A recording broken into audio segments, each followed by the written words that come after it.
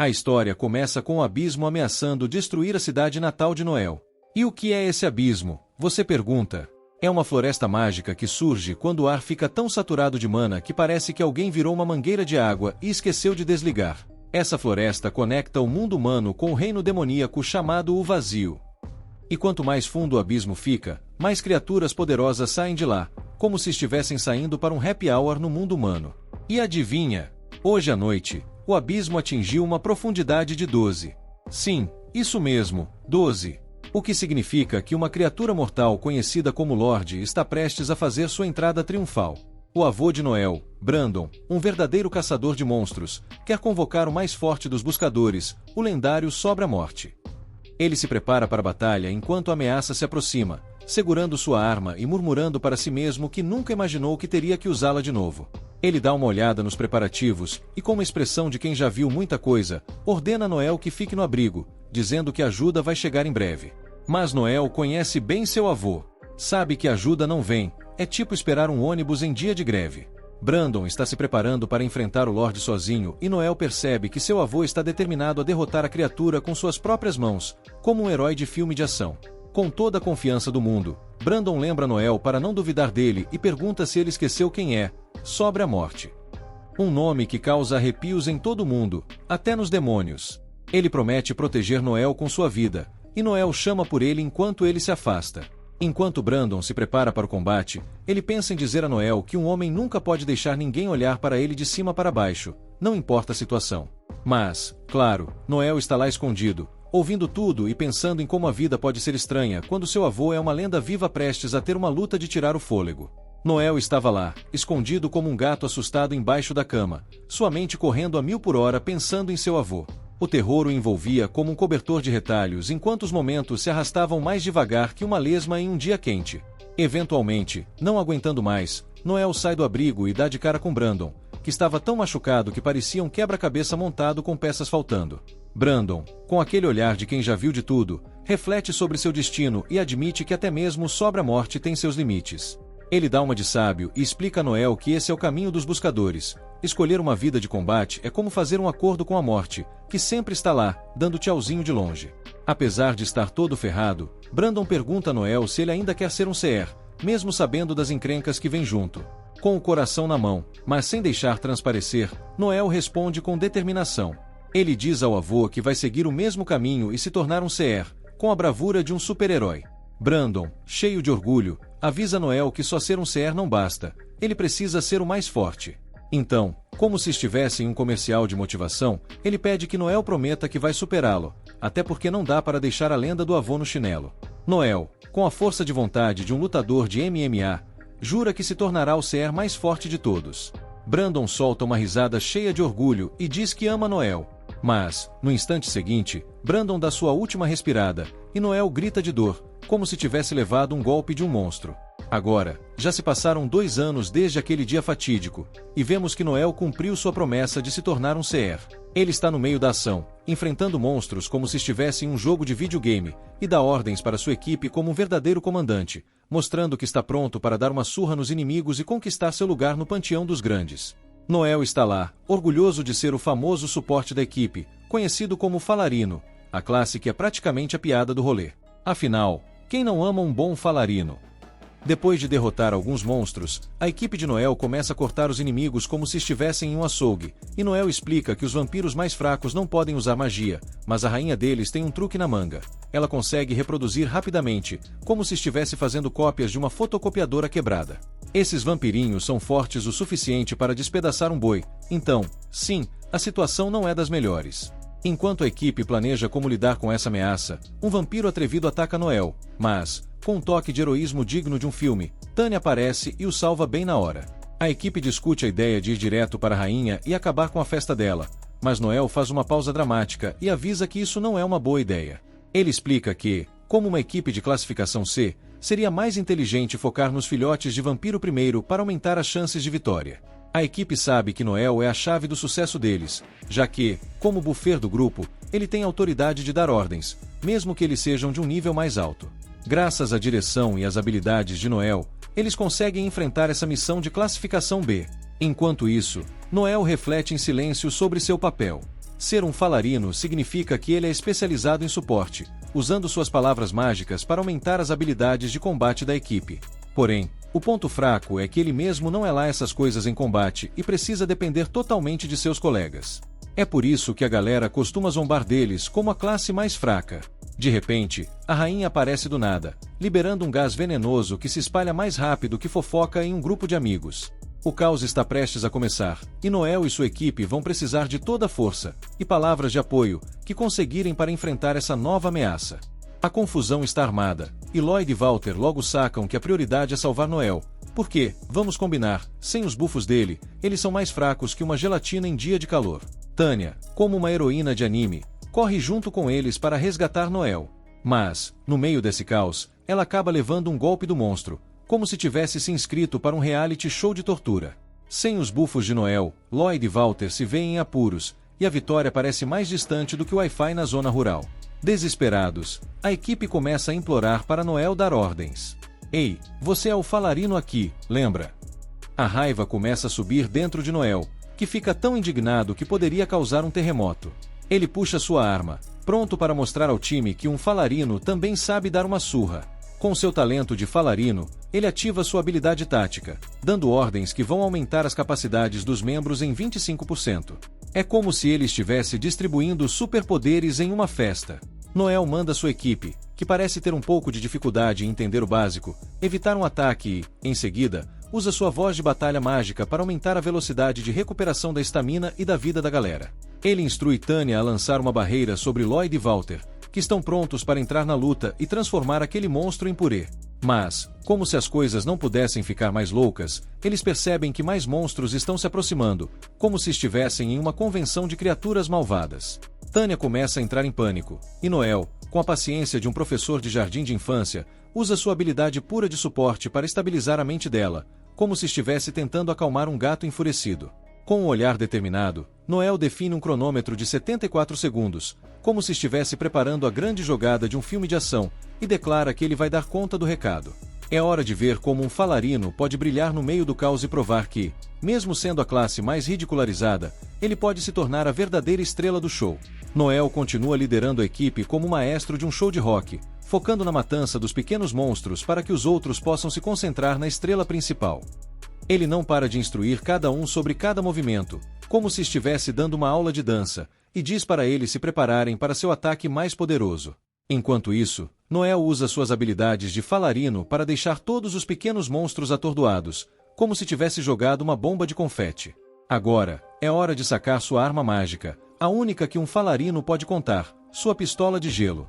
Ele dispara um tiro de gelo para congelar os demônios, mas, como se tivesse sido abduzido por uma nave alienígena, um deles consegue escapar. E para complicar ainda mais, Noel só tem uma bala restante 43 segundos no cronômetro.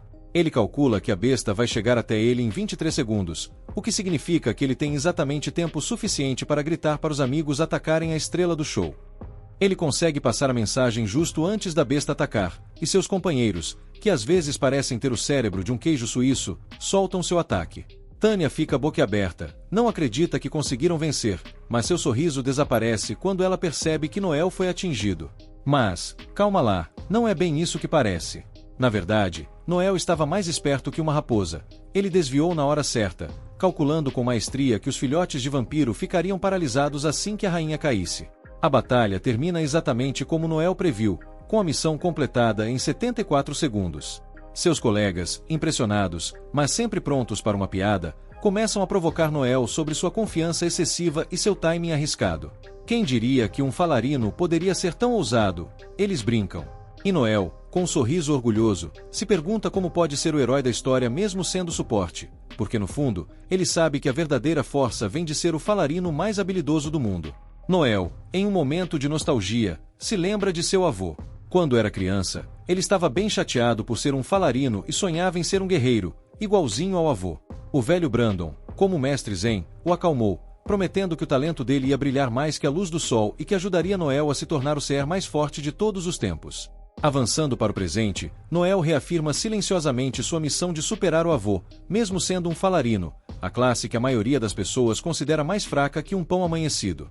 Em seguida, Noel explica que R, a capital do Império Van, é uma verdadeira usina de magia e tecnologia, tudo isso graças a pesquisas sobre as bestas. A cidade depende dos Seekers para protegê-la do abismo, e eles são tratados como heróis, quase como estrelas de rock, mas com mais armas e menos groupies. Depois de um dia intenso, a equipe se reúne para um banquete digno de nobres. Enquanto saboreiam a comida, Noel reflete sobre como, aos 15 anos, começou a procurar companheiros em RR, porque, vamos lá, como um falarino, ele não poderia sair por aí lutando sozinho. Walter, todo orgulhoso com a recompensa de $5.000 que ganharam, começa a falar sobre o progresso da equipe. Enquanto isso, Tanya e Lloyd sonham alto, sonhando em alcançar patamares maiores. Mas Noel, no seu canto, pensa que a equipe poderia se beneficiar de um explorador. Por ora, no entanto, ele se concentra em ganhar experiência com seu time atual. A conversa toma um rumo inusitado quando Walter, já um pouco alto, pergunta a Noel se ele está chateado com a recompensa. Ele não perde a oportunidade e começa a tirar sarro de Noel por se preocupar demais com dinheiro, afirmando que um CR deveria ser mais desapegado, como se estivesse falando sobre uma nova dieta de eliminação de calorias. Relaxa, Noel. O dinheiro é só um detalhe.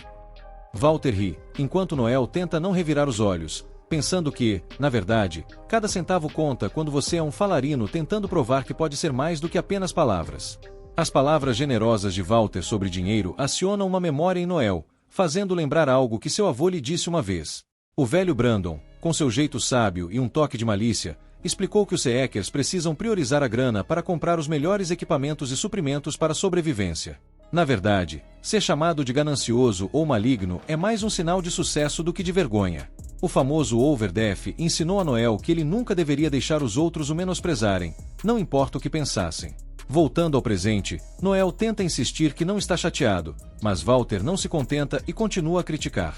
A situação rapidamente vira um jogo de ping-pong verbal, onde Noel não perde a chance de tirar sarro da dependência de Walter da idade para ter autoridade.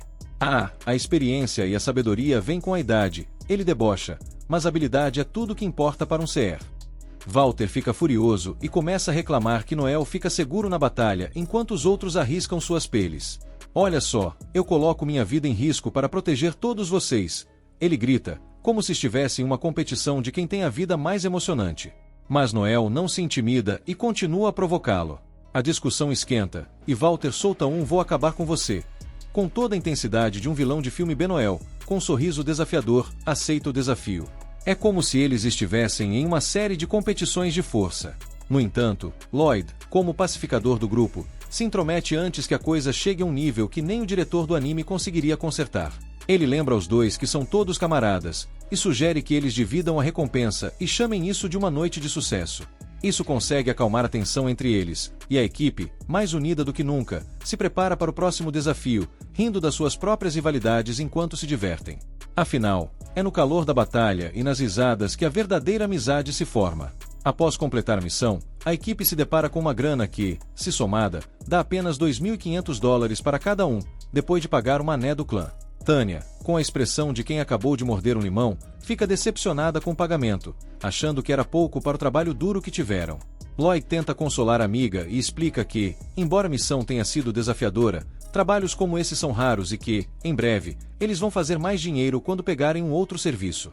Mas Noel, o cético do grupo, rapidamente joga um balde de água fria na animação de todos. Ele aponta que, ao contrário dos clãs oficiais, eles não recebem missões diretamente do país, o que limita suas oportunidades e, claro, o que entra na conta bancária. Ele menciona que missões como essa são uma espécie de unicórnio para Seekers independentes como eles, e que a vida fica ainda mais difícil sem fazer parte de um clã. Lloyd, com cara de quem acabou de descobrir que a conta de luz não foi paga, atualiza o grupo sobre suas economias totais, um pouco mais de $100.000. Sem hesitar, Noel já lança uma proposta digna de um reality show. Vamos usar esse dinheiro para montar nosso próprio clã. Lloyd, fazendo cara de não acredito que você falou isso, alerta Noel de que criar um clã exige pagar ao país a bagatela de $200.000, bem mais do que eles têm no bolso. Noel, com a determinação de um herói de anime, responde confiante, dizendo que está disposto a cobrir os $80.000 restantes com suas economias. É como se ele estivesse pronto para se tornar o CEO do clã dos sonhos. Sua determinação brilha mais que a luz do sol, e ele acredita que estabelecer um clã vai libertá-los de ficarem pegando trabalhos de segunda mão, quase como se estivessem comprando a liberdade de serem seus próprios chefes. A equipe se entreolha, meio cética, meio empolgada, pensando que, quem sabe, essa ideia maluca de Noel pode mesmo levá-los a grandes aventuras. E Noel, cheio de entusiasmo e determinação, está decidido a crescer e se destacar, ignorando os avisos de Lloyd sobre os altos custos de alugar uma base de operações na capital. "Ah, deixa disso", ele diz, "já tem uma dica de um lugar baratinho." Lloyd, com uma sobrancelha levantada e um olhar desconfiado, não consegue esconder suas dúvidas sobre a capacidade deles de gerenciar um clã. Ele aponta que eles ainda são um time C jovem e inexperiente, como se estivesse falando sobre um grupo de crianças brincando de esconde-esconde. "Vocês não estão prontos para essa responsabilidade", ele insiste. Noel, com o espírito de um verdadeiro líder, desafia essa mentalidade. "Quando, exatamente, você acha que estaremos prontos?", ele pergunta, como se estivesse em um debate filosófico. "Se não agirmos agora, vamos continuar presos na categoria C para sempre." Ele defende que a experiência vem da prática, e não de ficar esperando um sinal divino de que estão prontos. Mas Lloyd, o voz da razão, ainda não está convencido. Ele adverte que, sem a confiança do país, não vão conseguir os trabalhos bem pagos que tanto precisam para ter sucesso. Noel, com um sorriso astuto, rebate: "Ei, nossa juventude, beleza e força são ativos que o país valoriza. Eles querem mais CEkers, e um CR de sucesso é visto como um ídolo e um herói." Ele levanta a bandeira do otimismo, afirmando que sua aparência e habilidades vão ajudá-los a se destacar no cenário competitivo.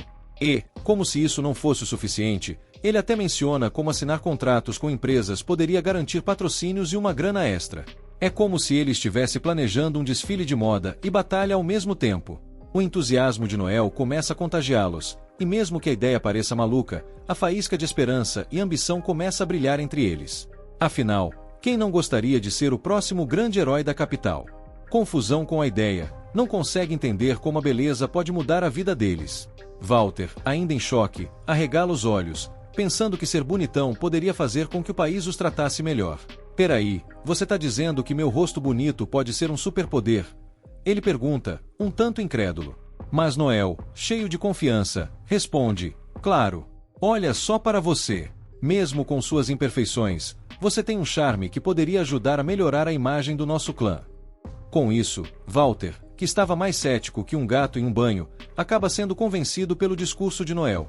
Ele, cansado de fazer bicos e trabalhos de segunda mão, finalmente se junta à ideia de formar um clã. "Status, fama e dinheiro. Isso soa bem", ele diz, piscando. E, em um momento de pura genialidade, faz uma piada bem sem vergonha sobre usar seu novo status para atrair mulheres.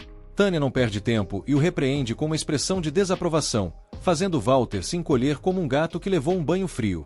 Com Walter na equipe, Noel se vira para Lloyd, buscando a opinião dele. Quando Noel revela que, se eles não concordarem em formar um clã, ele está pronto para deixar o grupo e levar sua parte das economias, é como se alguém tivesse jogado um balde de água fria em todos. "EAI, galera. Tenho um sonho de me tornar o maior CR de todos os tempos, até superando meu avô, o lendário Overdef", ele afirma com a determinação de um herói de ação. Lloyd, atordoado com a convicção de Noel, sabe que esse é um assunto em que ele não pode ceder. Depois de pensar um pouco, ele concorda, reconhecendo que essa decisão teria que ser feita mais cedo ou mais tarde. Enquanto isso, Tânia ainda está ali, tentando entender se isso tudo é uma grande brincadeira ou se eles realmente estão prestes a embarcar na maior aventura de suas vidas. O que poderia dar errado, não é mesmo? Lloyd, em um estado de incredulidade, tenta convencer Tânia de que a decisão deles estava escrita nas estrelas. "Ah, não se preocupe. Sempre foi esse o caminho que deveríamos seguir", ele diz, com a confiança de um gato que acaba de derrubar um vaso e ainda acha que está tudo bem. Ele sugere que eles deixem as discussões sobre os detalhes para mais tarde, quando todos estiverem mais descansados e, claro, longe de toda aquela bebida que eles tomaram. O grupo concorda em se reunir em 2 dias para finalizar os planos. Enquanto todo mundo começa a sair, Tânia para Noel, mas, no fim das contas, só consegue dizer um simples tchau. Na manhã seguinte, Walter, como uma verdadeira bola de energia, corre até Noel, descontrolado e afirmando que Lloyd e Tânia os traíram. A notícia deixa todo mundo balançado e com uma sensação de "o que vamos fazer agora?". De acordo com a carta, parece que o Lido enfiou todo o dinheiro dele em umas moedas meme e afundou de cabeça nas dívidas. Para pagar tudo, ele usou o dinheiro do grupo inteiro. Então ele e a Tânia deram no pé antes que alguém descobrisse. O Noel começou a rir feito maluco, mas o Walter lembrou que eles tinham acabado de ser traídos. Só que o Noel nem ligou, estava curtindo o fato de que o poderoso Lloyd tinha se dado mal. Ele parecia um completo idiota. Noel então diz pro Walter rir também. O Walter explica que ele conseguiu uma dica de um bom trabalho e queria contar para o grupo antes que alguém pegasse missão, mas quando foi falar com Lloyd, a casa dele já estava vazia e só encontrou a carta. O dono do local contou que o Lloyd tinha partido na noite anterior. Noel deduz que eles escaparam da cidade antes dos portões fecharem. Walter encontrou a carta antes do planejado por Lloyd, o que dá ao Noel tempo de ir atrás deles. Ele deduz que os traidores estão a pé, porque alugar um cavalo deixaria rastros, então devem conseguir alcançá-los. O Walter está ansioso para ir e apressa o Noel. Ele quer dar um soco bem no meio da cara do Lloyd, porque é a única coisa que vai aliviar sua raiva. Noel tira sarro de Walter por achar que tudo vai ficar bem só porque ele vai dar um soco no Lloyd. Mas Noel deixa claro que não tem volta depois de uma traição dessas. Ele declara que não se trata apenas de pegar eles e bater um papo. No pior dos cenários, Noel está preparado para lutar até a morte. Walter fica chocado, mas Noel só quer que ele se certifique de que consegue derrotar o Lloyd numa briga. Walter está confiante de que pode, desde que tenha o apoio do Noel. Só que ele leva um susto quando percebe que também vai ter que lutar contra Tânia. Noel explica que o Lloyd provavelmente achou que eles não iriam atrás deles, já que não conseguiriam recuperar o dinheiro de qualquer forma. Walter se pergunta se isso significa que eles vão ter que desistir, mas Noel diz que é exatamente o contrário. Noel tem um lema: retribuir amigos e inimigos 1000 vezes mais.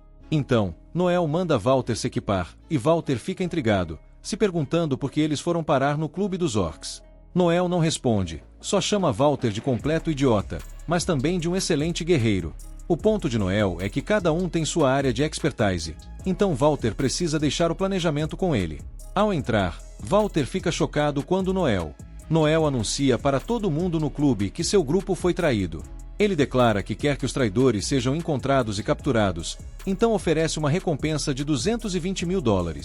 Walter fica se perguntando por que o Noel tinha que contar para todo mundo, mas Noel explica que faz parte do plano dele.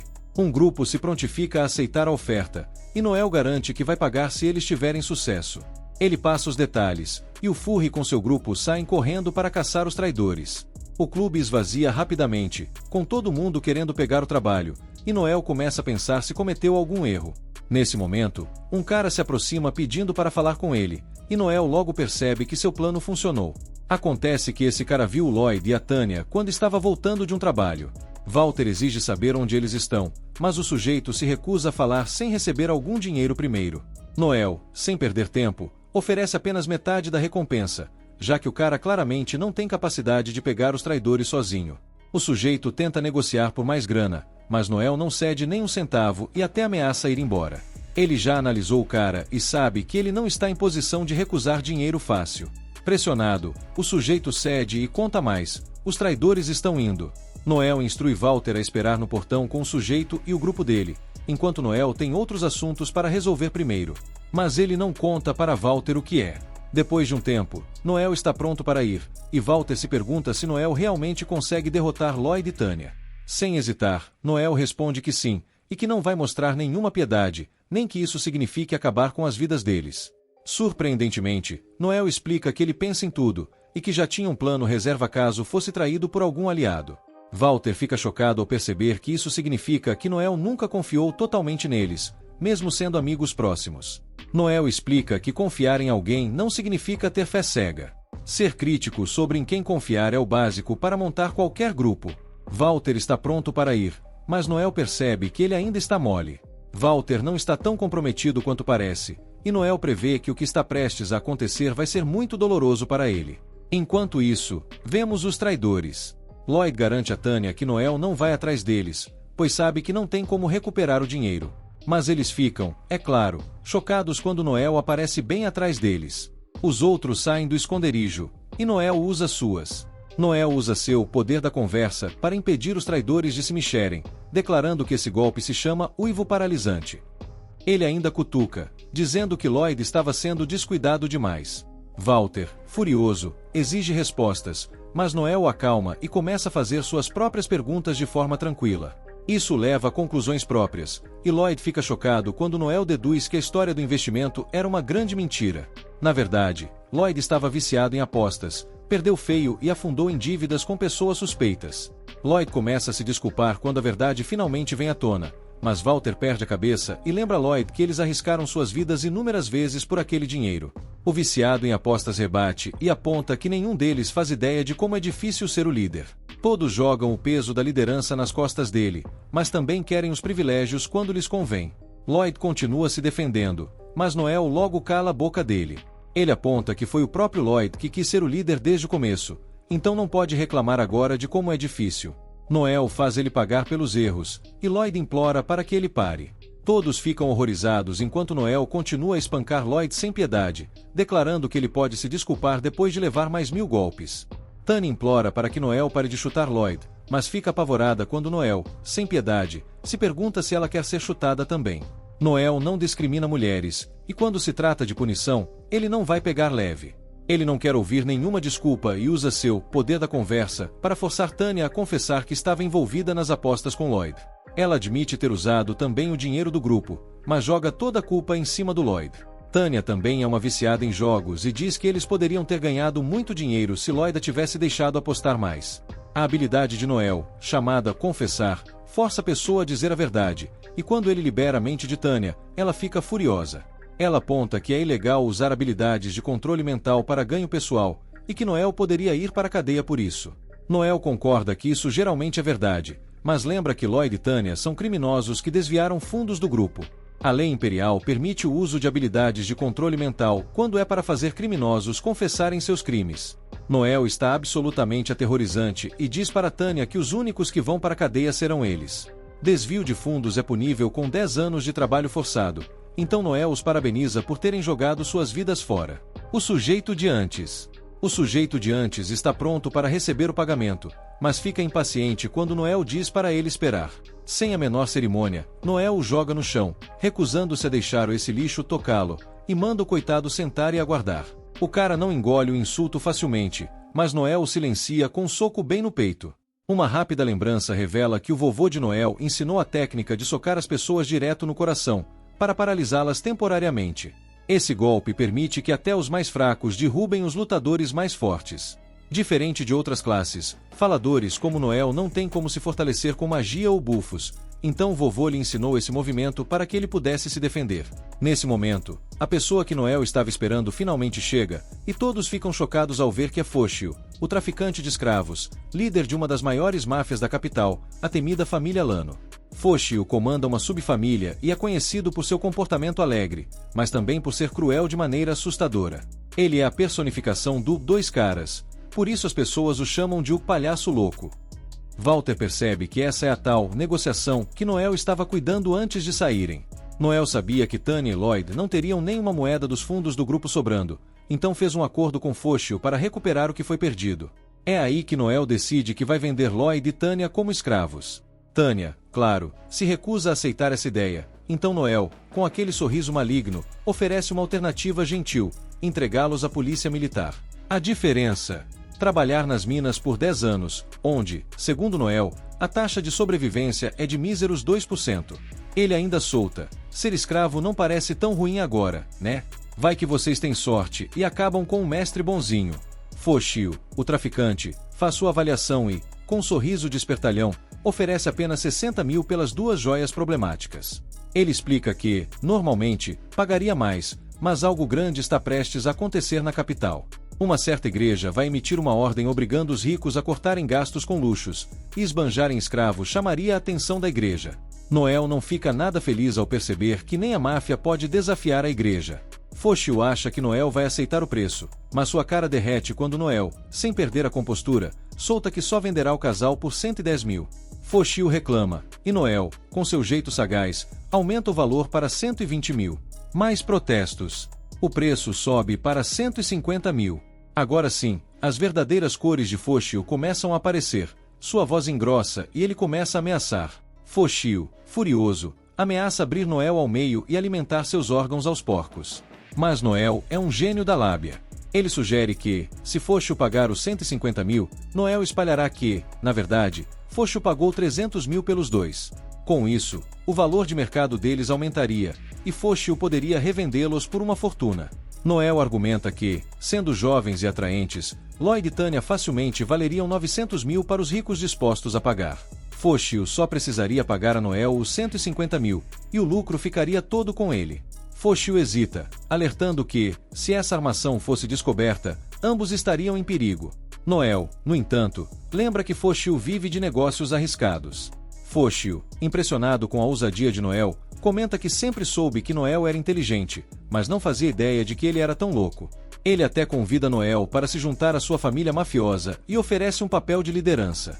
Noel recusa, mas Foshu acaba concordando em pagar os 150 mil pelos traidores.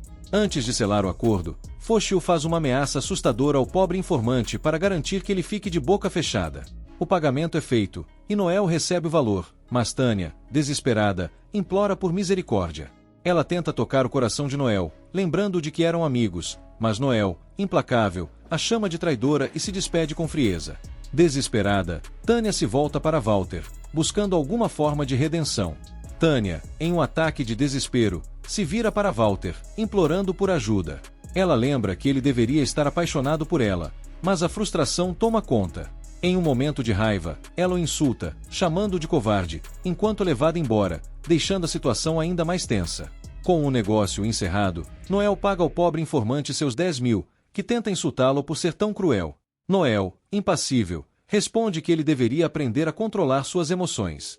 O homem o chama de diabo, mas isso não atinge Noel. Em vez disso, ele pretende usar essa notoriedade para se forjar como o mais forte do mundo. Mais tarde, Noel chega ao portão para se despedir de Walter. Eles já haviam conversado antes, pois Walter estava pensando em desistir de ser um CR.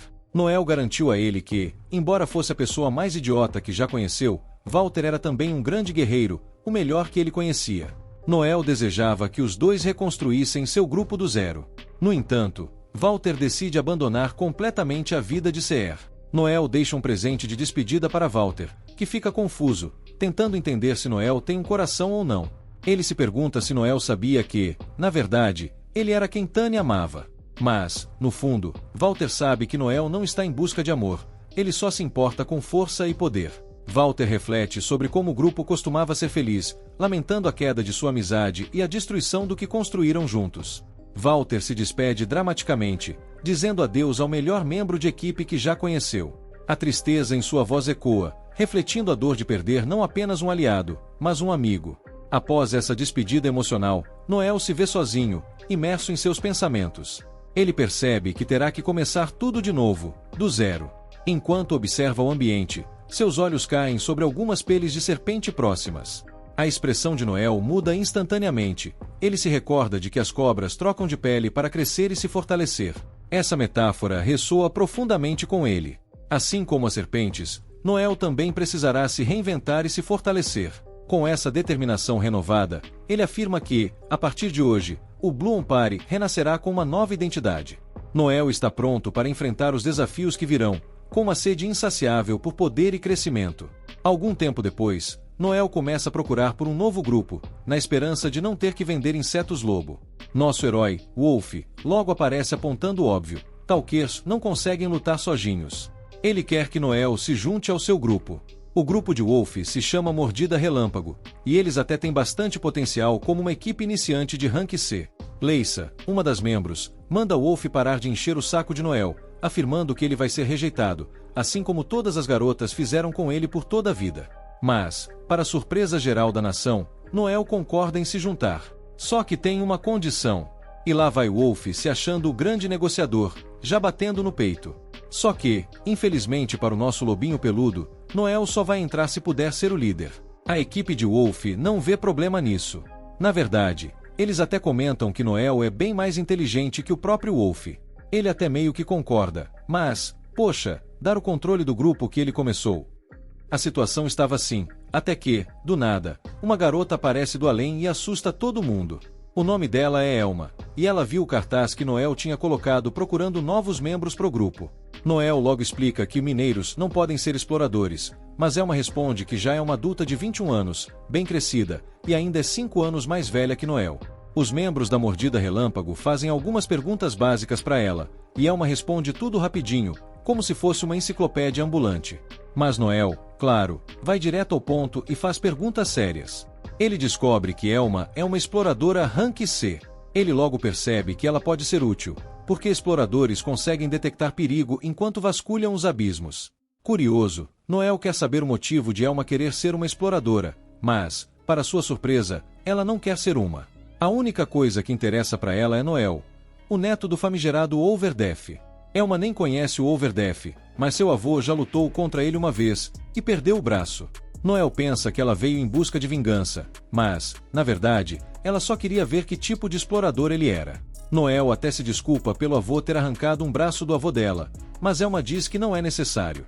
Ela revela que o nome do avô dela é Alor. Quando o nome é dito, um arrepio percorre a espinha de todos no bar.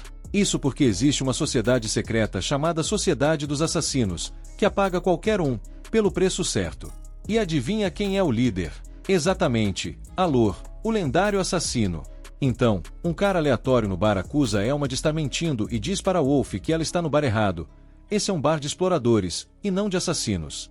No bar, existe uma regra não escrita que diz que você precisa ser de um certo rank para entrar. E, claro, sempre tem aquele cara chato que adora ser o xerife da parada. Ele diz que novatos como Elma não são permitidos ali, e que é tradição dar uma surra em quem quebra as regras. Noel tenta explicar como funciona o rank dos exploradores, mas Elma corta logo e decide: ah, então só preciso espancar o macacão ali para provar que eu pertenço aqui, né? Os outros ficam preocupados com Elma por ter coragem de falar assim com o cara grandalhão, mas Noel, todo confiante, parece estar apostando alto nas habilidades dela. O tal Brutamontes, que atende pelo nome de Logan, tenta atacar Elma. Mas, em um piscar de olhos, ela vira o jogo e desmonta o cara com facilidade. Todo mundo fica de queixo caído. Noel, sem perder tempo, contrata Elma para o seu grupo na hora. Elma, com fome depois da brincadeira, recebe um pãozinho frito de Noel para matar a fome. Enquanto ela mastiga feliz, Noel pensa consigo mesmo: bom, acho que ela é mesmo a neta do Alor. Ele tinha suas dúvidas no início, já que ela dizia ser parente de um assassino lendário, mas, bem, ela acabou de provar isso na prática. Por outro lado, Elma nunca teve dúvidas de que Noel era mesmo neto de Overdeath.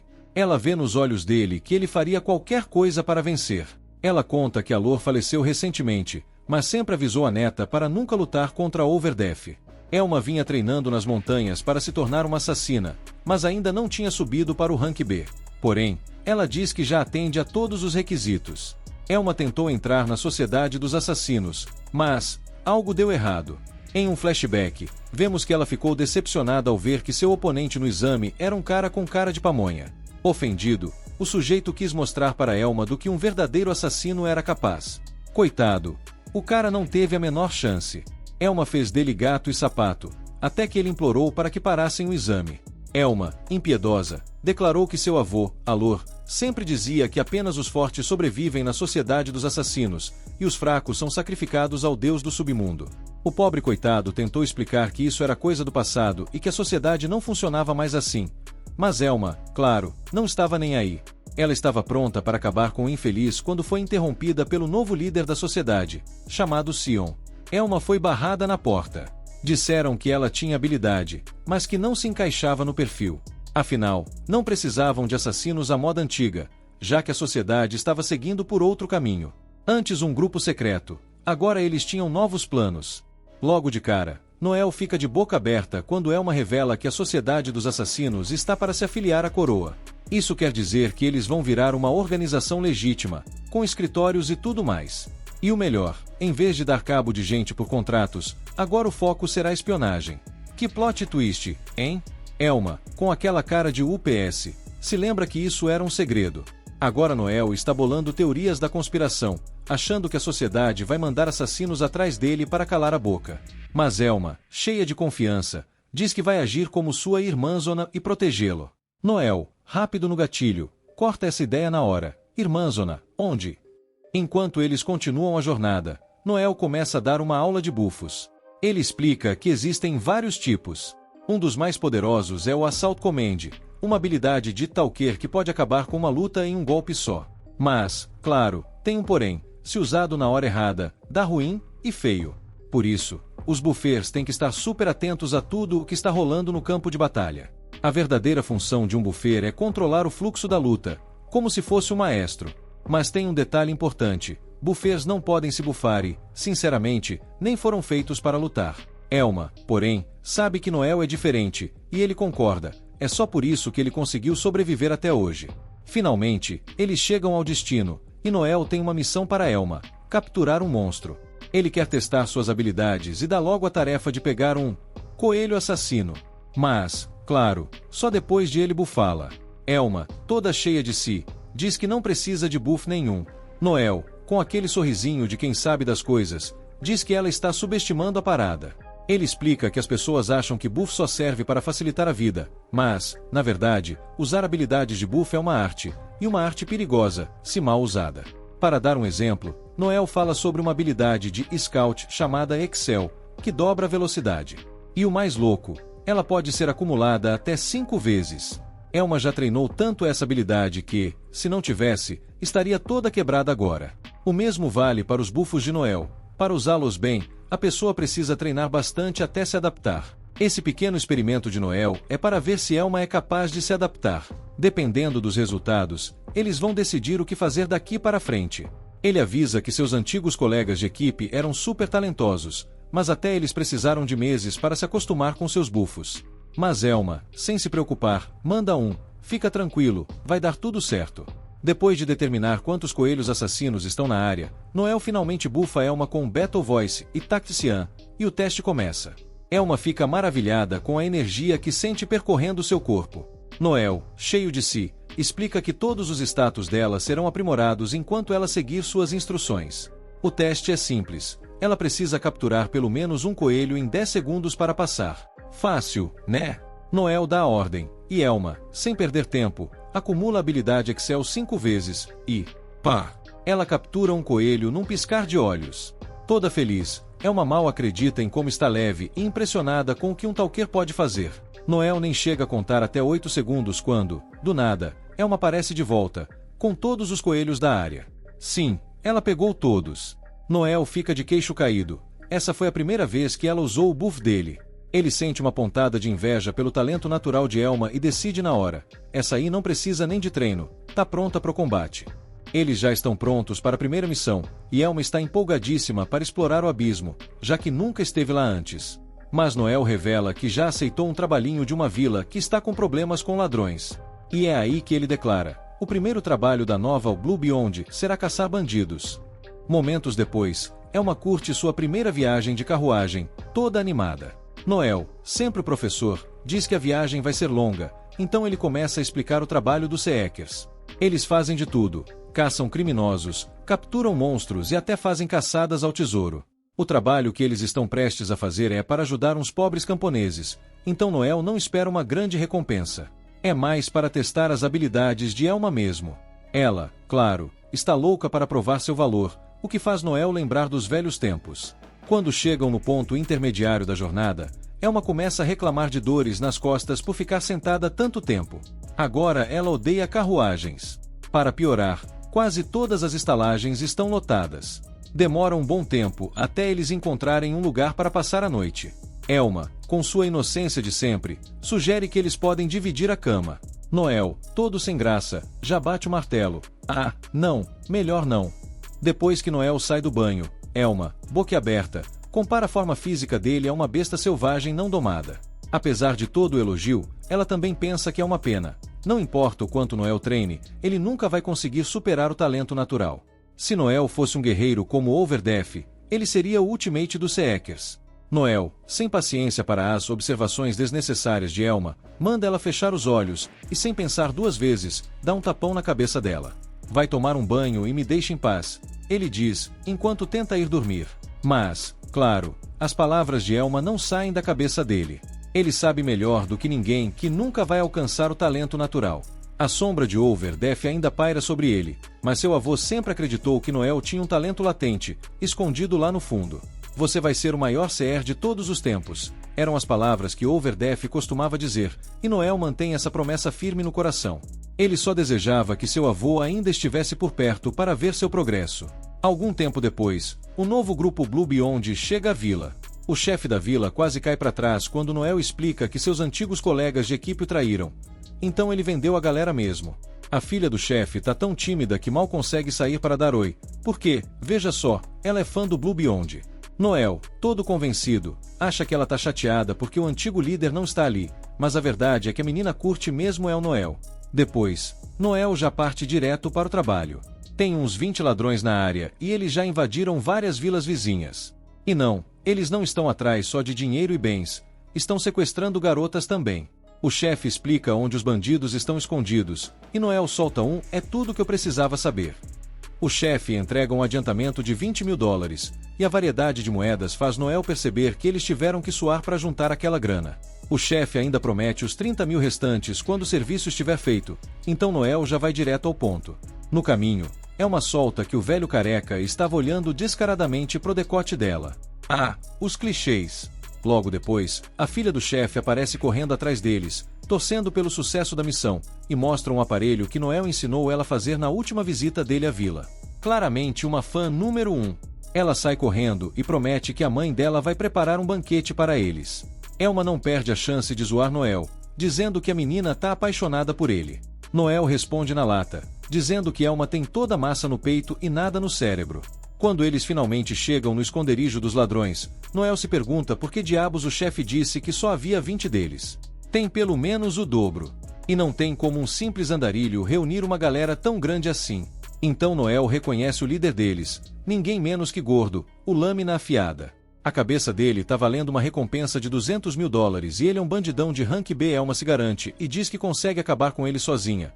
Mas a coisa pode ficar feia se todos os ladrões resolverem pular na briga. Elma fica chocada quando Noel diz que dá conta do resto sozinho. Ele então revela seu plano. Momentos depois, Elma se esconde, e Noel usa sua habilidade de compartilhar pensamentos para que possam se comunicar. Elma se posiciona do lado de fora da tenda do líder e avisa que tá pronta. Noel então prepara o golpe. Usa um ataque de stun para deixar os ladrões atordoados. E aí? Noel usa seus poderes de comando para dar a ordem. Elma, acaba com o gordo. Elma, sem perder tempo, ativa sua habilidade Excel no máximo e, em um piscar de olhos, enfia a lâmina direto no peito do gordo. No meio dessa carnificina, Noel já manda a próxima ordem. Vai distraindo esses otários até eu entrar na luta. Elma, no entanto, se empolga um pouco mais do que deveria com a brincadeira. E Noel, claro, a chama de louca por estar se divertindo tanto com a matança. Noel já sabia que ela ia acabar se encrencando, mas, para variar, ele já tem um plano na manga. Joga uma granada de flash na cara dos inimigos para deixá-los cegos, e logo em seguida, começa a disparar balas incendiárias, transformando os ladrões em bolas de fogo humanas. Missão dada, missão cumprida. Noel, com toda a calma do mundo, volta para a vila com a cabeça de Gordo nas mãos, já cobrando sua recompensa. Mas o chefe da vila, com aquele jeitão de anfitrião, insiste que ele tem que jantar primeiro. Enquanto isso, a filha do chefe, toda empolgada, diz que quer ser uma CR igual ao Noel. Ele, então, explica todos os passos para realizar esse sonho. A menina, claro, fica desanimada ao saber que vai precisar juntar uma grana pesada só para se inscrever. Mas Noel, sempre o gênio dos atalhos, fala que ela pode trabalhar como aprendiz para ganhar experiência e, de quebra, até ser paga se juntar à associação de aprendizes. Enquanto eles estão nesse papo, o chefe lança um olhar meio suspeito para sua esposa exausta, mas a garota, toda animada, já sonha em fazer parte do Blue Beyond um dia. Noel, do jeito dele, até começa a gostar da ideia de lutar ao lado dela no futuro. A garota nunca esteve tão motivada e promete treinar firme. Aí, claro, o clima é interrompido pelo chefe da vila, que chega todo pomposo com uma garrafa de vinho caríssima. Ele diz que estava guardando o vinho para uma ocasião especial e que o momento é agora, já que sua filha Chelsea está prestes a entrar em uma nova fase da vida. Mas Noel, que é mais esperto que todo mundo junto, sente o cheiro de problema no ar. Ele solta na lata. Seria falta de educação se eu bebesse primeiro, né? Chefe, por que você não toma um gole antes? O chefe hesita, e Noel, sério como nunca, revela que sabe que o vinho está envenenado. O chefe tenta negar, mas Noel já sacou o plano. Ele sabe que o chefe estava tentando matá-los para não precisar pagar o que devia e, pior, que o velho pilantra planejava vender todos os bens deles por um lucro dobrado. O chefe, claro, continua negando tudo, mas Noel começa a desmascarar o chefe da vila, apontando que um cara pão duro o suficiente para mentir sobre a dificuldade do trabalho jamais gastaria $10.000 em vinho. Primeiro ponto, tá na cara. Segundo, o vinho era barato demais, e Noel já tinha sacado pelo cheiro que a garrafa foi aberta há tempos. E, para fechar com chave de ouro, ele diz que sentiu a hostilidade do chefe no momento em que ele apareceu com o vinho. Elma não perdoa e chama o chefe de idiota, dizendo que o plano nunca funcionaria, já que batedores como ela são resistentes a venenos. O chefe, indignado com as acusações, começa a se defender, mas Noel, sempre calmo, sugere que ele prove sua inocência bebendo o vinho. Nesse momento, o chefe perde a linha e, ao invés de beber, manda eles saírem da vila. Noel, tranquilo, usa sua habilidade de controlar mentes e faz o chefe confessar tudo.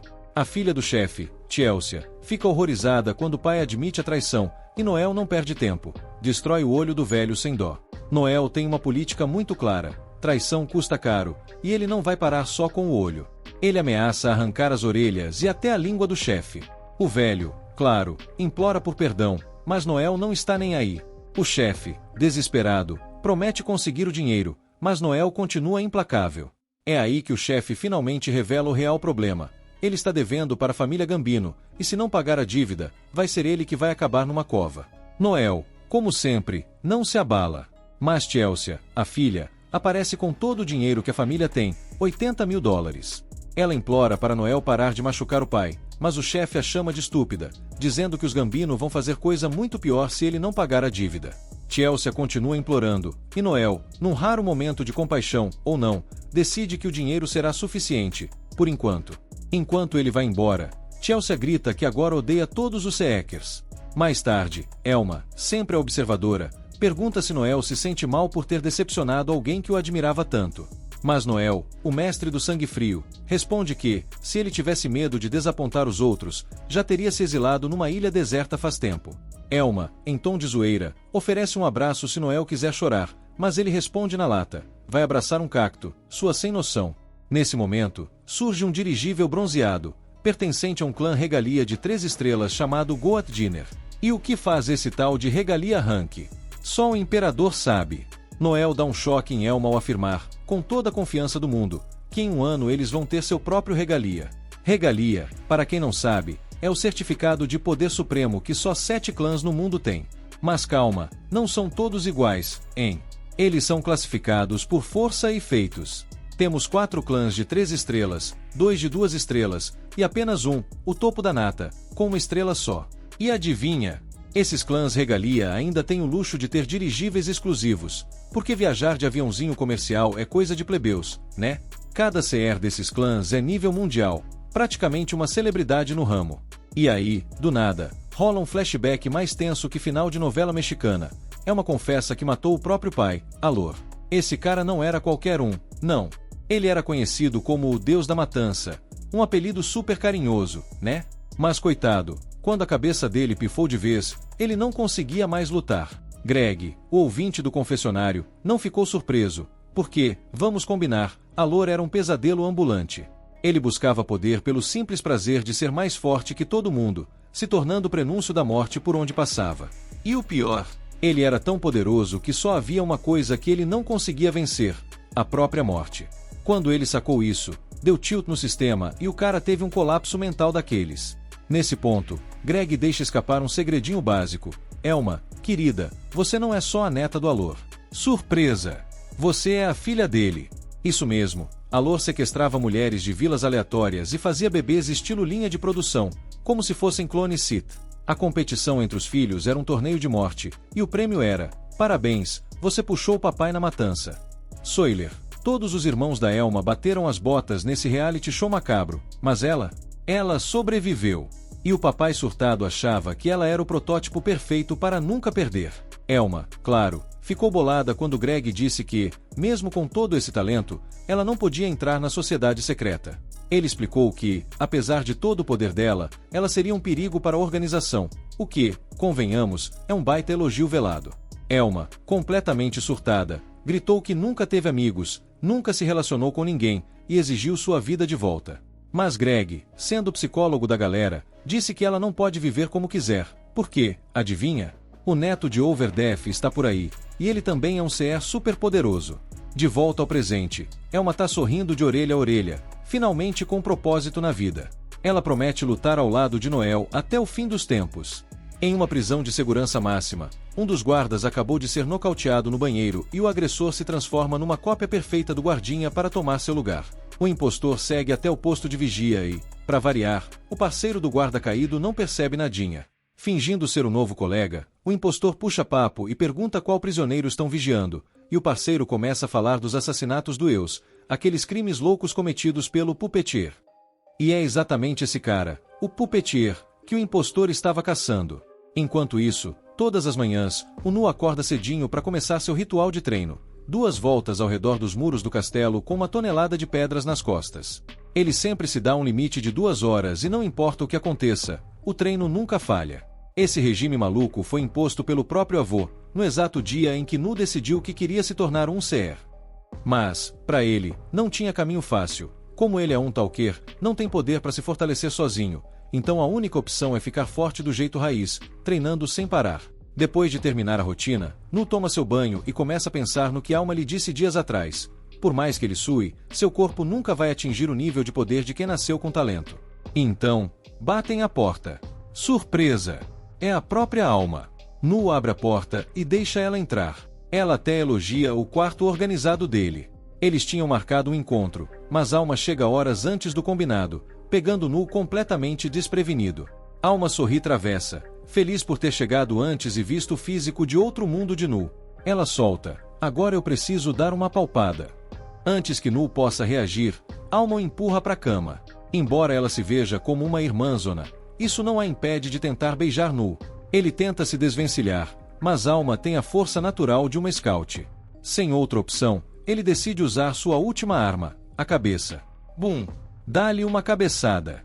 Depois de alguns segundos de choque, Alma percebe que talvez tenha exagerado um pouco, mas ainda acha que Nu não precisava ter dado uma cabeçada nela. No entanto, Nu acredita que foi uma reação perfeitamente justa, já que, afinal, ela que começou a brincadeira.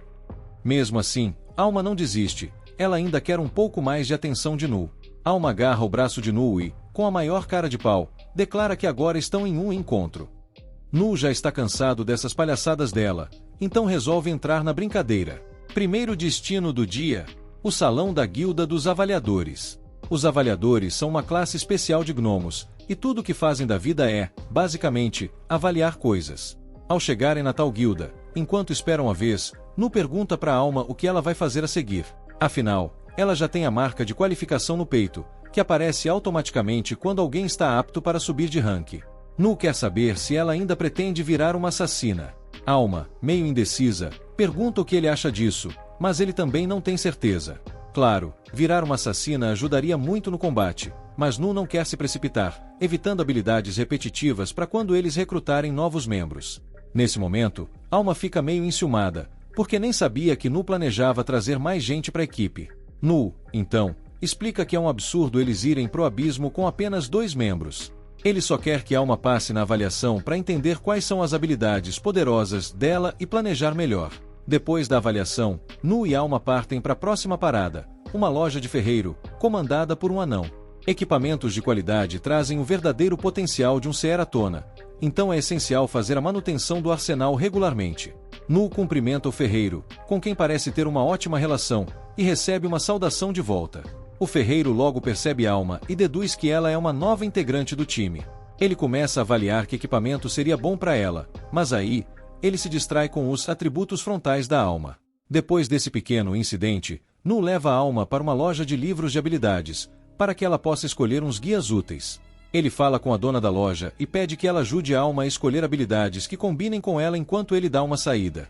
Alma pergunta onde ele vai, e Nu explica que a loja só vende livros de habilidades para Souls, então ele precisa ir até outra loja buscar livros de habilidades para Talkers. Antes de sair, Nu se vira e lembra a Alma que o orçamento dela é de no máximo 1 milhão, e, em hipótese alguma, ela deve gastar mais que isso.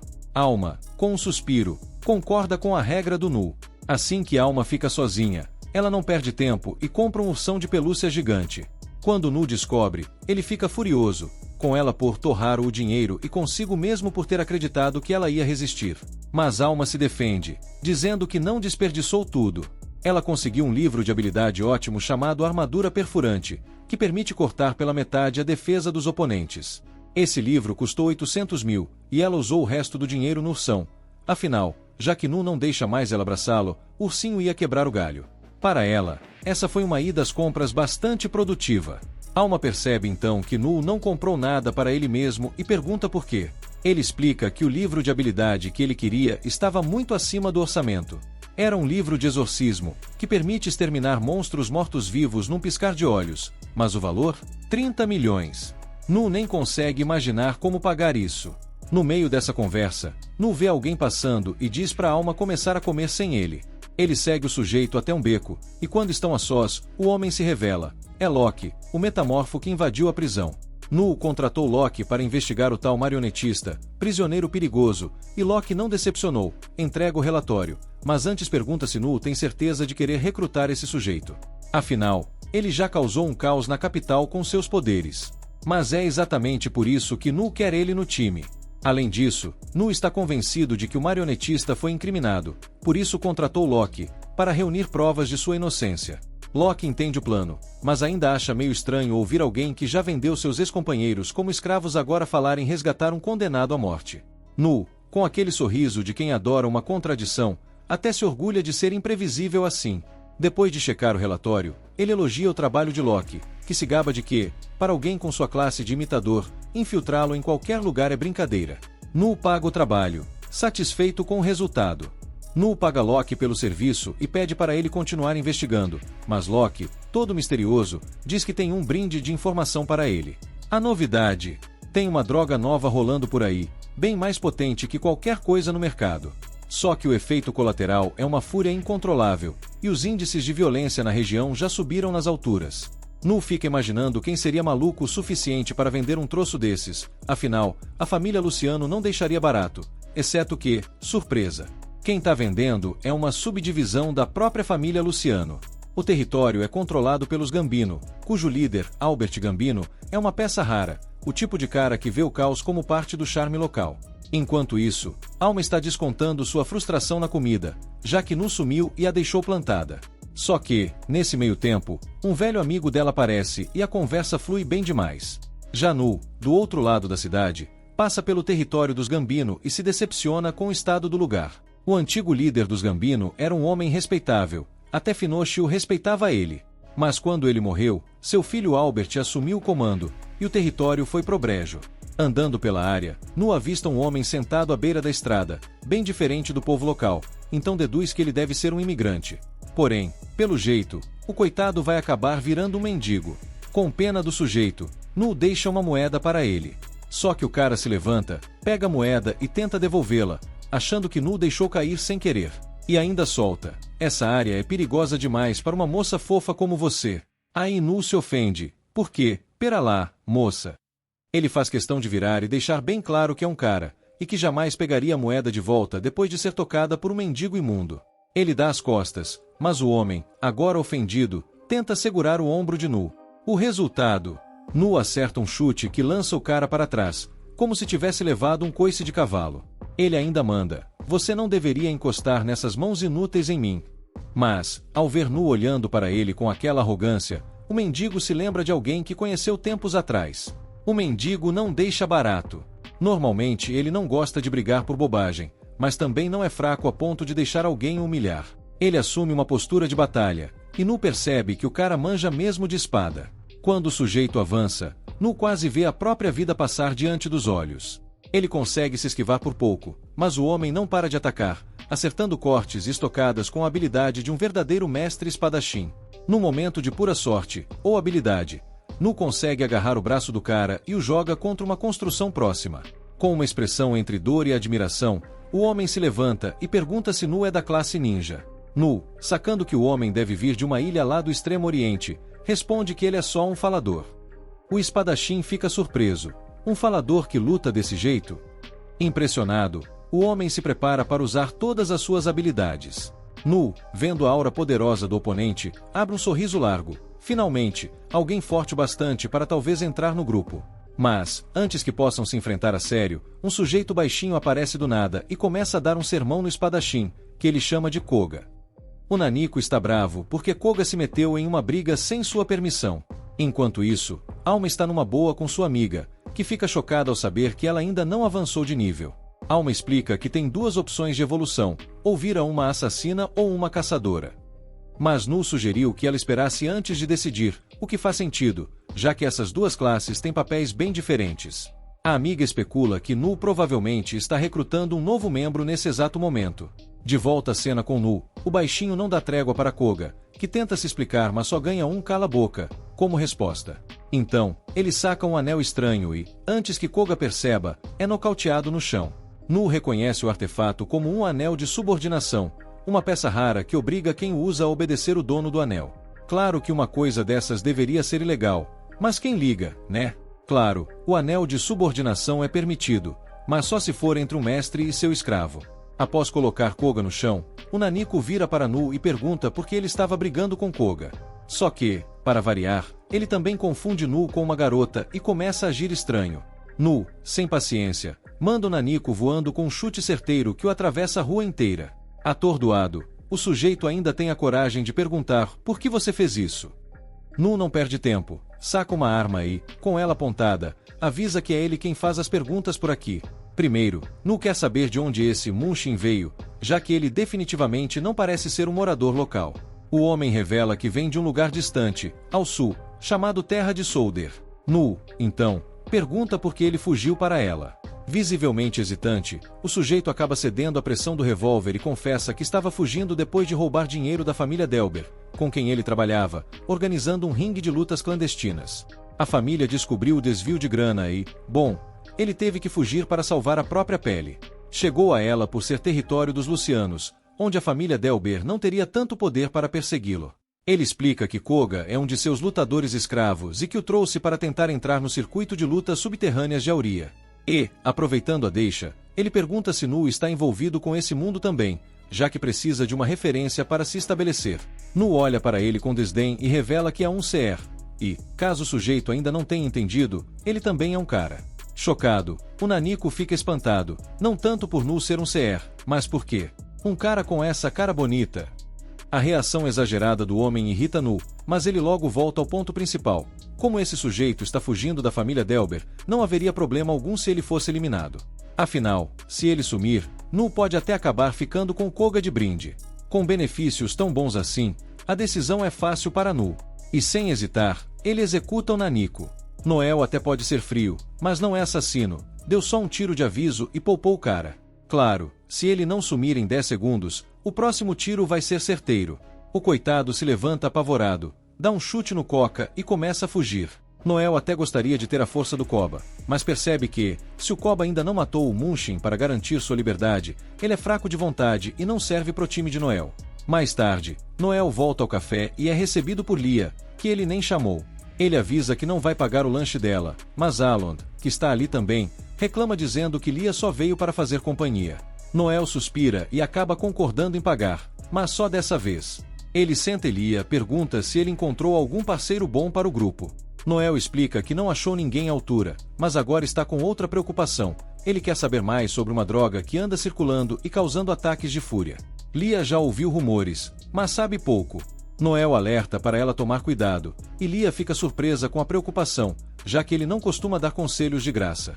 Agradecida, Lia se despede e convida a Alma para um doce na melhor doceria da cidade, dizendo que quer ir como amiga, não só como parceira de missões. Alma topa, mas Noel deixa claro que não quer essa história de melhores amigos para sempre e diz para Lia sair logo. Depois que ela vai embora, Noel reflete sobre o problema da droga. Se até Lia ouviu sobre ela, é porque o negócio está se espalhando para fora da capital. Ele espera que essa história ainda dê muito mais problema. Enquanto isso, o tal do Munshin Miguel acaba de ser capturado por Albert. Gambino tá numa situação complicada. Normalmente, Albert passaria longe dele, mas a família de Lumbert quer vingança por Miguel ter traído eles e pede ajuda à família Gambino. Miguel está em pânico, não só porque foi capturado, mas porque foi pegado pelo Albert, o psicopata número 1 da região. Esse cara tem uma vitrine só com crânios de pessoas que ele não curte. Albert, claro, decide que entregar Miguel de graça para os Delber não seria divertido. Miguel tenta se lamber e fica dizendo quanto Albert é incrível e tal, mas só faz piorar, porque Albert revela o plano. Ele vai tirar a pele de Miguel e transformá-lo em um boneco. Miguel surta, claro, e pergunta se Albert está brincando, mas Albert, com cara de não sou de brincadeira, já está planejando até fazer o mesmo com Koga. Koga, por sua vez, não se importa muito. Ele já se entregou à vida de sofrimento e aceita qualquer destino. Se for para ser pelado, que seja. Antes que Albert comece a fazer um live action de Dollmaker, um cobrador de dívidas aparece trazendo o chefe da Vila Mitz. O chefe começa aquele papo furado, dizendo que tinha o dinheiro para pagar a dívida, mas um CR chamado N roubou tudo, sem nenhum motivo direito. E ainda por cima, chamou Albert de "se prepara, Gambino, o inútil". Albert quase infarta. Ele jura vingança por essa afronta e decide que vai dar mais um tempo pro chefe pagar, mas com uma penalidade. Ele pensa um pouco e decide que a penalidade vai ser a mão direita do chefe. O chefe congela de medo e Albert, sem perder tempo, manda o Koga fazer o serviço. E pelo visto, Koga, com seu jeitão de espadachim, vai achar fácil cortar um braço, né? Koga hesita um pouco, mas Miguel começa a gritar para ele seguir as ordens de Albert, então Koga se levanta e vai tentar cumprir a missão.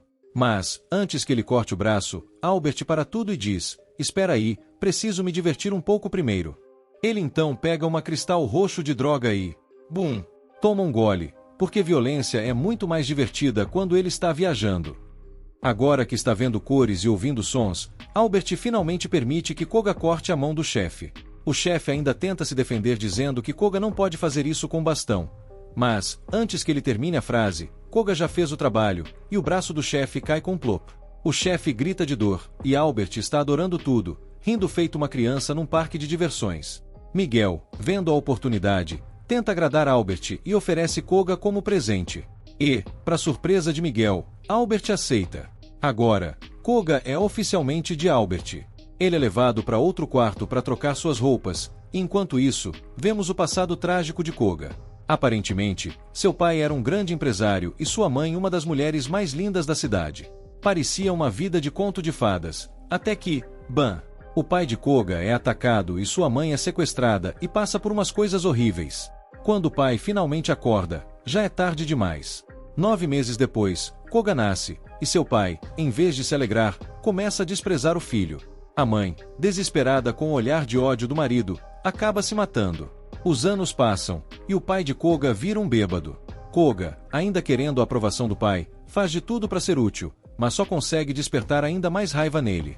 A galera da casa também preferiria que Koga tivesse morrido junto com a mãe. Crescendo em um lar onde era constantemente humilhado, Koga aprendeu cedo que amor e atenção não eram palavras que ele conhecia. Que infância! Koga, coitado, teve a autoestima destruída, como se o cara já não tivesse o suficiente. Um dia, ele acorda e, surpresa!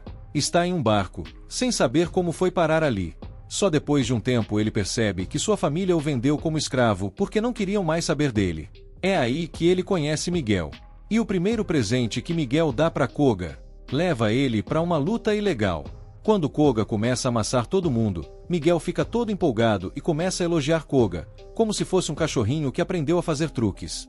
Essa é a primeira vez que Koga recebe um elogio na vida, e ele até chora de emoção. Mas, claro, logo ele percebe que Miguel não está nem aí para ele, só se importa com a grana que está ganhando com ele. Que decepção! Mas, hey, pelo menos ele conseguiu um pouco de reconhecimento, né? De volta ao presente, Koga já trocou de roupa e está pronto para sua primeira missão sob as ordens de Albert. E qual é a missão? Ir para uma igreja abandonada e encontrar Loki. Parece que Loki tem umas informações importantes para passar, então Noel vai até lá. A primeira coisa que ele escuta, uma advertência de Loki: a família Gambino está atrás da sua cabeça. Loki, sendo o bom amigo que é, avisa que o chefe da Gambino, Albert, acreditou numa mentira do chefe da Vila Mince e agora ele mandou um assassino atrás de Noel. Claro que Noel acha uma idiotice Albert fazer um golpe desses com base em um boato. Mas, Albert é praticamente um maluco, então não dá para entender nada que ele faça. Como diabos um cara desse virou o chefe da família Gambino? Sim, nepotismo. O antigo líder só tinha um filho, e adivinhem quem herdou o cargo? Albert. O cara já era um desastre, mas, ei, a sorte foi do lado dele. Aí, no meio dessa conversa, Noel escuta um barulho de armadura batendo no chão. E é claro que isso significa que alguém está chegando. Então, Noel logo saca que Loki deve ter vendido ele para a família Gambino. Loki pede desculpas, mas explica que se não fizesse isso, a Gambino já teria matado ele. Então, ele pensa, depois disso, vou só fugir para outro país e tentar sumir do mapa. Bom plano, né? Só que tem um pequeno problema. Aí, meus amigos, temos uma situação tensa. Loki está ali, quase implorando para ser morto, e Noel só fica pensando, o que é isso? Um pedido de desculpas em formato humano. Mas o mais louco é que Loki, em vez de tentar fugir ou fazer qualquer coisa que dê para acreditar, simplesmente aceita a morte e não tenta correr. Tipo, o cara deve ter percebido que não tem mais jeito e que vai dar a vida por um motivo nobre, sei lá. Noel, obviamente, fica completamente perdido e pergunta, por que você está pedindo para morrer assim, Loki? E aí, Loki solta uma pérola. Ah, não foi só você que eu traí, foi também minha honra de informante. Agora preciso me redimir. Noel, meio que tocado, pensa um pouco, e decide que vai perdoar Loki dessa vez. Ele até diz que Loki não vai precisar fugir para outro país, porque, afinal, quem vai destruir a família Gambino não é ele, é o próprio Noel. A reação de Loki. Ele começa a dar risada como se tivesse visto o melhor stand-up de todos os tempos. Por que perdoar alguém? Noel. Isso é mais raro que encontrar um unicórnio na rua. Mas Loki, surpreso e agradecido, jura que vai tentar compensar Noel mais tarde, mas por enquanto, ele sabe que está mais para peso morto em um combate. Então, ele se despede e, bem, vaza de cena. Agora, sozinho, Noel se prepara para o combate. Ele pega uma poção de batalha, que aumenta suas habilidades físicas, mas, claro, só dura 10 minutos e faz um estrago no corpo depois. A tensão aumenta, o ataque se aproxima, e quando o inimigo dá as caras. Surpresa! É o Koga. E o mais engraçado de tudo, Koga também fica chocado porque quem ele foi mandado para matar é justamente o Noel. Que reviravolta, né? Koga, em vez de ficar todo emocionado, começa a se questionar. Caramba, agora sou um assassino da família Gambino, hein? Olha como subo na vida, de lutador de rua para assassino profissional. Aí, Noel, tranquilo como sempre, começa a dar uma de psicólogo, parabenizando Koga por sua ascensão no mundo do crime e lembrando que ser parte da Gambino é um grande upgrade comparado a ser um sujo lutador de rua. Depois disso, ele dá aquele sorriso sádico e sugere, então, Koga, sem mais interrupções. Vamos continuar de onde paramos na nossa última luta. Pode puxar a espada. Koga, porém, parece que está com o pé atrás. Ele não quer lutar com Noel, não depois do rolê da moeda de prata. Mas, como bom guerreiro, ele não pode desobedecer às ordens do mestre. Então, no maior estilo orgulho de samurai, ele se apresenta. Eu sou Koga, os Lee Sin Wong Swordjasma, e te desafio para um duelo. Noel, com aquele olhar de uá, vai ser divertido. Responde, você é muito bobo de contar o seu título assim, Koga. Mas respeito o seu orgulho. Então, vamos nessa. A luta começa, e Noel, com aquele olhar de quem vai resolver tudo no tiro, já saca a arma e dispara contra Koga. Só que, adivinhem, Koga é mais rápido que um foguete. Ele desvia, aparece na frente de Noel e, antes que o nosso herói tivesse chance de reagir, já estava prestes a ser cortado em pedacinhos. Mas Noel, sempre esperto, usa um fio e se joga para longe, se salvando de um destino de sushi de carne humana. E Koga, agora que não está mais faminto e fraco, está com uma precisão e velocidade que faz Noel se sentir um carro de passeio contra um Fórmula 1. Mas o plano de Noel não morreu ainda. Ele dispara uma bala flamejante na direção de Koga. Claro, o Koga tenta desviar, mas acaba se enrolando no fogo. Agora ele vai se queimar todo, pensa Noel, confiante, esperando ver Koga fazer uma dancinha de pânico. Mas, para o desgosto de Noel, Koga sai inteiro e sem um arranhão. Como? Ele simplesmente cortou o ar ao redor dele, criando uma barreira protetora contra as chamas. Noel, incrédulo, quase solta uma lágrima, mas se controla e se prepara para o próximo round. Koga não perde tempo e pula para cima de Noel, forçando-o a lutar no corpo a corpo. Noel, sem pensar duas vezes, vai direto nos pontos mais baixos e tenta dar um golpe nos ovos de Koga. Só que Koga, com toda sua graça e agilidade, pula para trás e grita, golpes baixos são coisa de covarde. E Noel, com aquele sorriso maroto, pensa, ah, é? Então é assim que a gente joga, né? A luta não é sobre honra, é sobre sobrevivência. Então, que se dane a moral. Noel não desiste e, em um ato de pura astúcia, tira do bolso uma granada de flash. Ele joga a bomba, cegando Koga temporariamente. E, aproveitando a brecha, tenta dar o golpe final. Mas Koga, como um verdadeiro mestre das lâminas, não está de brincadeira. Ele usa um movimento especial e solta uma chuva de cortes em Noel. É tanta lâmina que parece até que o cara está tentando abrir um açougue. E, claro, Noel, sempre correndo atrás de um drama, acaba sendo empurrado para uma beirada. Já se preparando para o impacto, Noel tenta usar seu Stun-ou, um golpe super cool e intimidador, mas Koga, sem nem suar, simplesmente corta o som, cortando o próprio poder de Noel como se estivesse cortando manteiga. E, por fim, Noel cai, como um balde d'água, em direção ao seu destino, o abismo. Depois de cair no chão, o Nu leva um nocaute, e quando acorda, encontra o Koga em cima dele, com a espada apontada para sua cabeça. Koga diz que ficou impressionado com a performance do Nu e elogia ele por ser um oponente durão, mas o Nu, nem aí para elogios meia-boca, manda o Koga calar a boca e pergunta por que ele ainda não terminou o serviço. Koga fica sem saber o que responder, porque, apesar da missão dele ser matar o Nu, depois de uma luta tão boa, ele não consegue se decidir.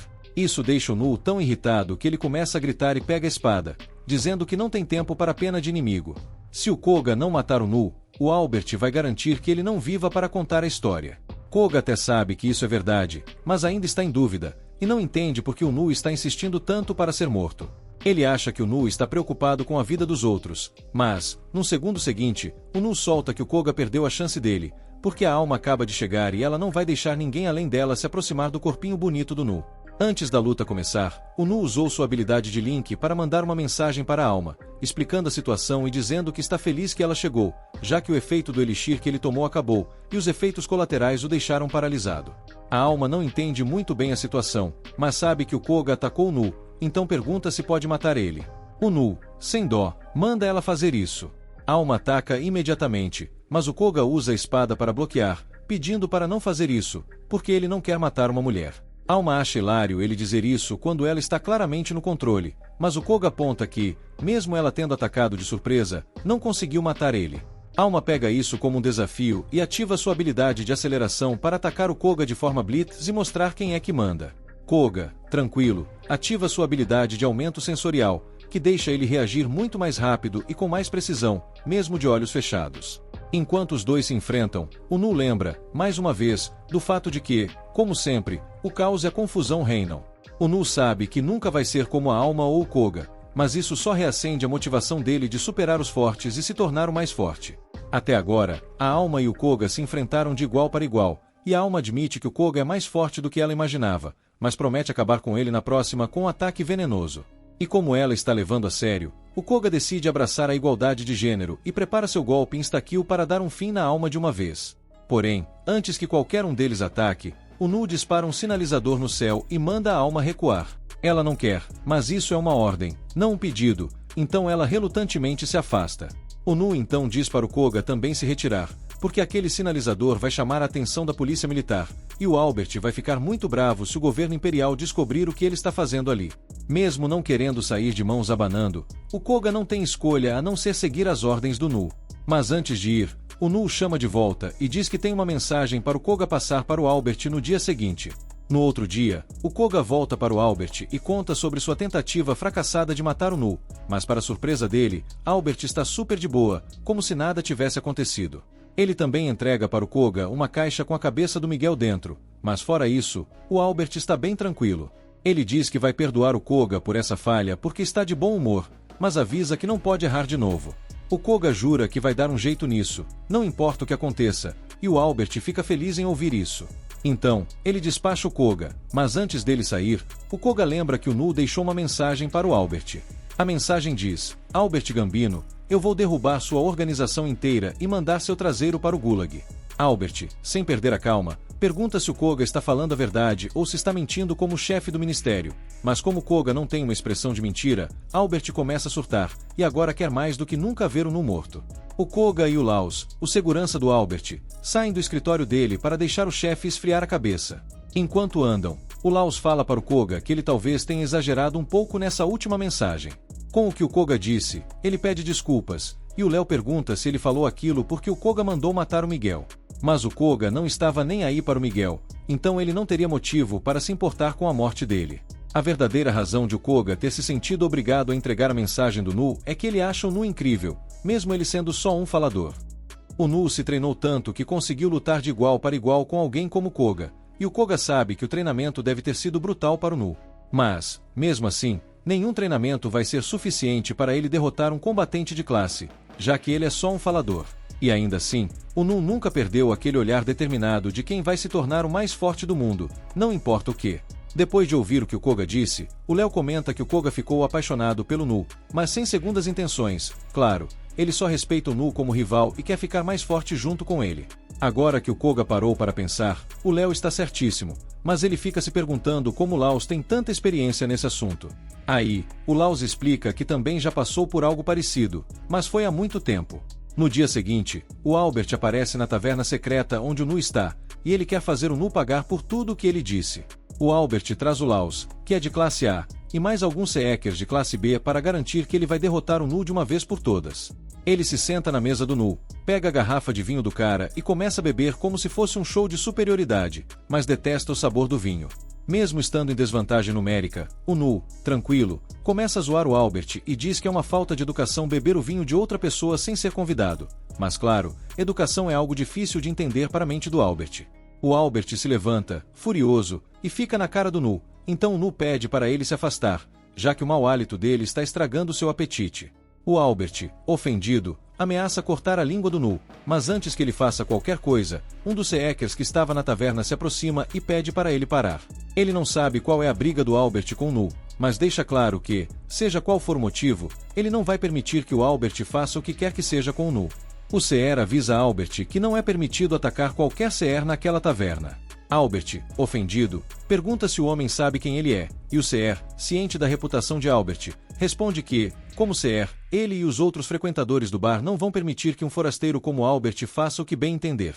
Albert, não gostando nada de ser contrariado, ordena a Laos e aos outros seguranças que matem o Nu e todos os Seekers na taverna, mas os seguranças hesitam em cumprir a ordem. O Léo observa que seria fácil para eles matar todos os Seekers, já que todos ali são de classe C, mas se fizerem isso, terão que dar explicações para o Dom Luciano, e justificar essa ação vai ser muito difícil. Eles já estão na corda bamba por causa de problemas com drogas, então outro erro desses praticamente significaria o fim para a família Gambino. No entanto, se Albert insistir, Laos garante que o serviço será feito. Albert, agora incerto sobre o que fazer, fica ainda mais irritado quando Nu começa a debochar dele, chamando de covarde, sem inteligência e sem razão. Albert fica furioso, mas o Nu avisa que ele deve tomar cuidado, porque toda essa raiva vai fazer o sangue dele circular mais rápido, o que, por sua vez, vai espalhar o veneno do vinho ainda mais rápido. Quando o Nu menciona que o vinho estava envenenado, Albert começa a surtar. O Nu explica que envenenou o vinho assim que viu Albert entrar. Albert não acredita que Nu teria feito uma coisa dessas, já que não havia garantia de que ele beberia o vinho, mas, se pensar bem, a decisão foi simples. Se Albert não bebesse o vinho, não seria problema, mas já que ele bebeu, a vitória de Nu estava garantida. Albert começa a tentar vomitar desesperadamente o veneno, mas o Nu diz que já é tarde demais, pois o veneno já entrou na corrente sanguínea dele. Albert entra em pânico total e corre para fora do bar em direção ao médico, mas assim que ele sai, Laos faz um elogio ao Nu, dizendo que ele foi muito inteligente. Laos sabe que o vinho não estava realmente envenenado e que o Nu só estava dizendo aquilo para fazer Albert sair correndo do bar. Laos olha para o Nu e imediatamente percebe que o Koga estava certo. Laos, percebendo a determinação nos olhos de Nu, oferece-lhe duas opções como um favor. Ele pode pegar o dinheiro e deixar a tria para evitar ser atacado novamente por Albert. Ou, se escolher ficar, Laos não terá escolha a não ser matá-lo ali mesmo. Nu, sem hesitar, escolhe a primeira opção, levantando-se para sair com Alma. Enquanto eles deixam os portões da cidade, Alma fica impressionada com Nu, pois tudo correu conforme o plano dele. Nu está satisfeito, mas sabe que a jornada está longe de ser fácil. Eles irão se separar por uma semana, pois Nu tem algo a investigar e Alma quer treinar nas florestas para se tornar mais forte do que o Koga na próxima luta. Eles se cumprimentam com um soco no estilo fist bump, e Nu promete que, quando voltar, ele vai destruir Albert Gambino. Uma semana depois, Nu retorna de sua expedição, mas, assim que coloca os pés na cidade, Albert aparece com seu exército de seguranças, acreditando que finalmente tem Nu encurralado. Ele ordena que seus homens comecem quebrando todos os braços e pernas de Nu, para que ele sofra o máximo possível. No entanto, para surpresa de Albert, Laos e os outros seguranças simplesmente ignoram sua ordem. Albert não entende o que está acontecendo, até que Nu, mais uma vez, explica para ele. Ele diz que Albert perdeu completamente o direito de dar ordens a Laos e aos outros. Mais cedo naquele dia, Laus e os seguranças estavam no bar, discutindo entre si, devastados porque Albert havia dado a ordem de matar uma garotinha. Ela estava segurando um brinquedo como se fosse o bem mais precioso do mundo. Todos se sentiam imensamente culpados por isso e, durante a conversa, perguntaram a Laus por que continuavam a seguir as ordens doentias de Albert. Eles haviam ingressado nesse ramo de trabalho porque respeitavam o antigo chefe, mas Albert havia imposto uma restrição de respeito, tornando impossível continuar a segui-lo. Enquanto eles discutem, Nu aparece e percebe que eles estão segurando o presente que ele deu à filha do chefe de Mint. Mesmo sabendo que o pai da garota era um tipo de canalha, Nu ainda gostava da menina, e o fato de saber que ela foi morta por causa de Albert o machuca. No entanto, ele não vai deixar isso passar. Ele veio até lá para conversar com Laus, e Laus, com um ar de preocupação, pergunta se Nu sabe o que vai acontecer agora que ele voltou para a cidade. Nu está ciente das consequências, mas ele deixa claro que não veio para lutar. Em vez disso, ele só queria entregar um documento que acreditava ser do interesse deles. O pedaço de papel é a certidão de nascimento de Albert, e Nu a obteve porque pediu a Locke para investigar a origem de Albert enquanto ele estava fora por uma semana. Pelo que Locke descobriu, Albert na verdade é filho de outro homem, mas a antiga liderança dos Gambinos teve um caso com a mãe de Albert antes dele nascer. Como um favor a ela, o antigo líder aceitou Albert como seu herdeiro, embora Albert não tenha nenhuma ligação sanguínea com a família Gambino. Além disso, Nu também pediu para Locke investigar a causa da morte do antigo chefe dos Gambinos. O que Locke descobriu foi ainda mais revelador. Albert não só não era filho do ex-líder dos Gambinos, como também envenenou o antigo chefe e fez a morte dele parecer um simples caso de doença. Albert não faz ideia de como Nu conseguiu descobrir tudo isso, mas ele tenta se defender, alegando que não há provas concretas de que ele tenha feito algo. No entanto, Nu tem toda a prova de que precisa, pois ele possui uma habilidade chamada confessar, que obriga as pessoas a admitirem seus crimes. E uma confissão de Albert será evidência suficiente para acabar com ele. Após Albert ser forçado a confessar seus crimes, Laus se aproxima dele e diz que ele já não é mais o chefe deles. Ele o chama de imoral, estúpido e sem coração, e que não há justificativa para continuarem a servi-lo. No entanto, Laus também reconhece que, embora Albert tenha se mostrado uma decepção, o antigo chefe dos Gambinos realmente o nomeou como sucessor. Portanto, Laus decide dar a Albert uma última chance de redenção. Se Albert conseguir vencer Nu em combate, ele poderá continuar sendo líder da família Gambino. Mas Laus sabe que Albert seria derrotado facilmente se lutasse contra Nu diretamente, então ele permite que Albert escolha um representante para a batalha em seu lugar. Albert recusa a ideia de ser submetido a esse tipo de julgamento, mas, de repente, Finocchio aparece. Nu a convidou para ser a testemunha do duelo, e agora Albert não tem mais escolha a não ser aceitar. Finocchio já estava doido da vida procurando uma forma de se livrar do Albert, então quando alguém apareceu com esse plano, ele nem pensou duas vezes antes de topar. Além disso, se o Noel vencer, o Finocchio prometeu pagar 50 milhões, o cara joga dinheiro como se fosse confete. Albert, claro, surtou e acusou o Finocchio de ter armado essa bagunça toda.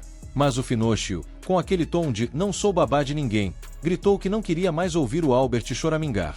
Ele ainda avisou, ou escolhe alguém para lutar por ele já, ou vai ter que encarar algo muito pior, e vindo das próprias mãos do Finocchio. Albert, sem escolha, topa a parada e Finocchio manda o ultimato. Se o Albert vencer, ele volta a ser reconhecido como chefão da família Gambino. E como bônus, o Finocchio até deixa passar aquela cena ridícula que o Albert aprontou na taverna secreta. Só que, claro, Albert tinha que se decidir rapidinho. Depois de olhar em volta por um segundo, bem perdido, diga-se de passagem, Albert escolhe o Koga para lutar por ele. Mas é óbvio que o Noel já tinha sacado que isso ia acontecer, porque mesmo Koga não sendo mais forte ali, ele é preso por um juramento de lealdade. Ou seja, ele não pode trair o Albert nem se quisesse, e olha, talvez ele queira.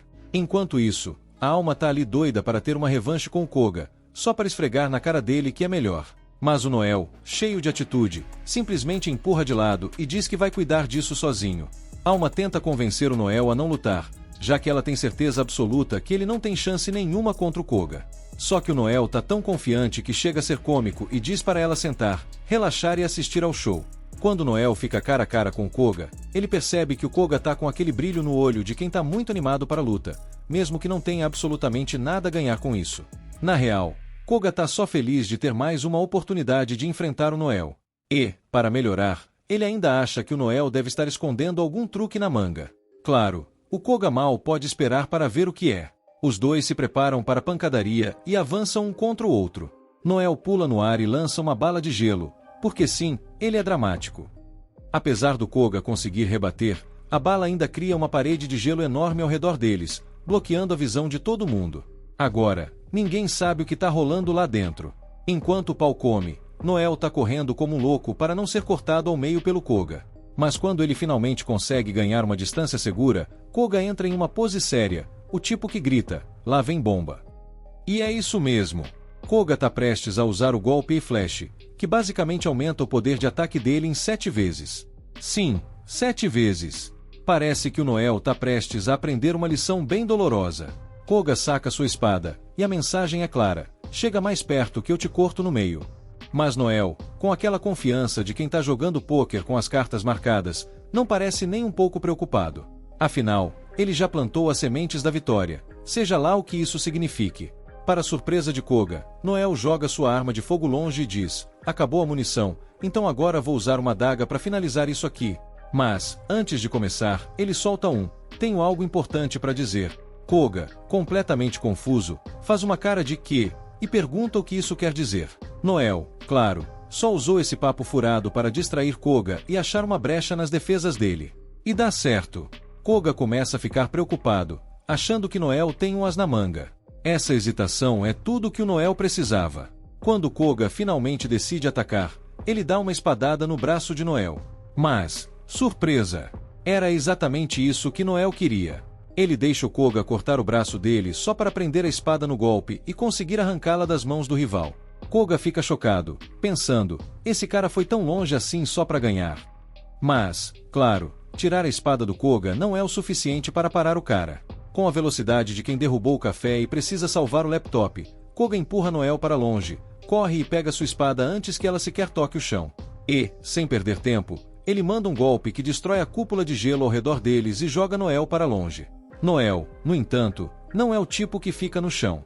Ele se levanta todo empolgado, só para levar o golpe final. Ou pelo menos era isso que o Koga achava. O que ele cortou, na verdade, foi uma bala de gelo que Noel tinha escondido no bolso. E o efeito? O corpo do Koga congela completamente, parecendo uma estátua de gelo daquelas que o pessoal faz no Natal. Tudo que Noel fez até agora foi para deixar Koga descuidado o suficiente para cair nesse truque. E agora que o rival está congelado, Noel aproveita dá um salto e termina o trabalho com um chute que apaga o Koga de vez. Enquanto Koga está lá estirado no chão, ele começa a refletir sobre a vida, porque é isso que todo mundo faz quando perde, né? Desde criança, ele nunca conseguiu lutar por si mesmo porque ninguém ligava para ele. Quando virou gladiador, foi forçado a lutar só para sobreviver, odiando cada segundo disso. Ainda assim, todas aquelas batalhas mortais o fizeram mais forte. Mas, no fundo, não importa o quanto Koga ficou forte. Ele sempre foi aquele moleque inseguro que só faz o que mandam. Agora, derrotado, Koga olha para Noel e pensa, poxa, queria ser forte assim. Porque apesar de Noel falar mais que a boca, ele nunca deixou ninguém pisar nele. Koga tá no chão, congelado como um peixe no freezer, e não vai levantar tão cedo. Com a luta decidida, tá na cara que o Albert perdeu qualquer direito de se autoproclamar líder da família Gambino. Noel, que só queria resolver essa confusão, grita para Finoshio, missão cumprida, chefia.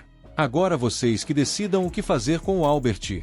Antes de Noel ir embora, Lau aparece para dar um elogio cheio de pompa. Rapaz, que habilidade incrível. Obrigado por finalmente dar um pé na bunda do Albert. Se um dia você precisar de ajuda, é só chamar. Mas Noel, com aquela cara de quem tá dispensando o cartão de fidelidade, diz, tamo junto, mas não quero me meter com a família Gambino nunca mais. Ele e Alma vão para um prédio ali perto, onde Alma começa a tratar os ferimentos de Noel. E claro, ela já aproveita para dar uma bronca básica. Você foi louco naquela luta. Aquele chute final no peito do Koga foi arriscado demais. Ele poderia ter te rebatido se tivesse percebido. Noel, todo despreocupado, responde, deu tudo certo no final, não foi? Relaxa. Mas Alma, que não tá nem um pouco afim de ouvir desculpa, lembra, olha, brigar é meu trabalho. O seu trabalho é ser comandante. Então, para de se meter nessas lutas malucas. Noel, parecendo um adolescente que acabou de tomar bronca da mãe, pede desculpas e promete que não vai fazer de novo. Alma então diz, pode confiar em mim para lutar, tá bom? Deixa o resto comigo. Mas, como o drama nunca é o suficiente, Finoshio entra na sala todo sorridente e parabeniza Noel. Parabéns, garoto. Que trabalho sensacional! Só que ele não tá ali só para elogiar. Tem um papo mais sério para tratar. Noel, sempre ligado, pergunta: isso tem a ver com o pagamento? Porque, se for, já aviso, nada de descontos.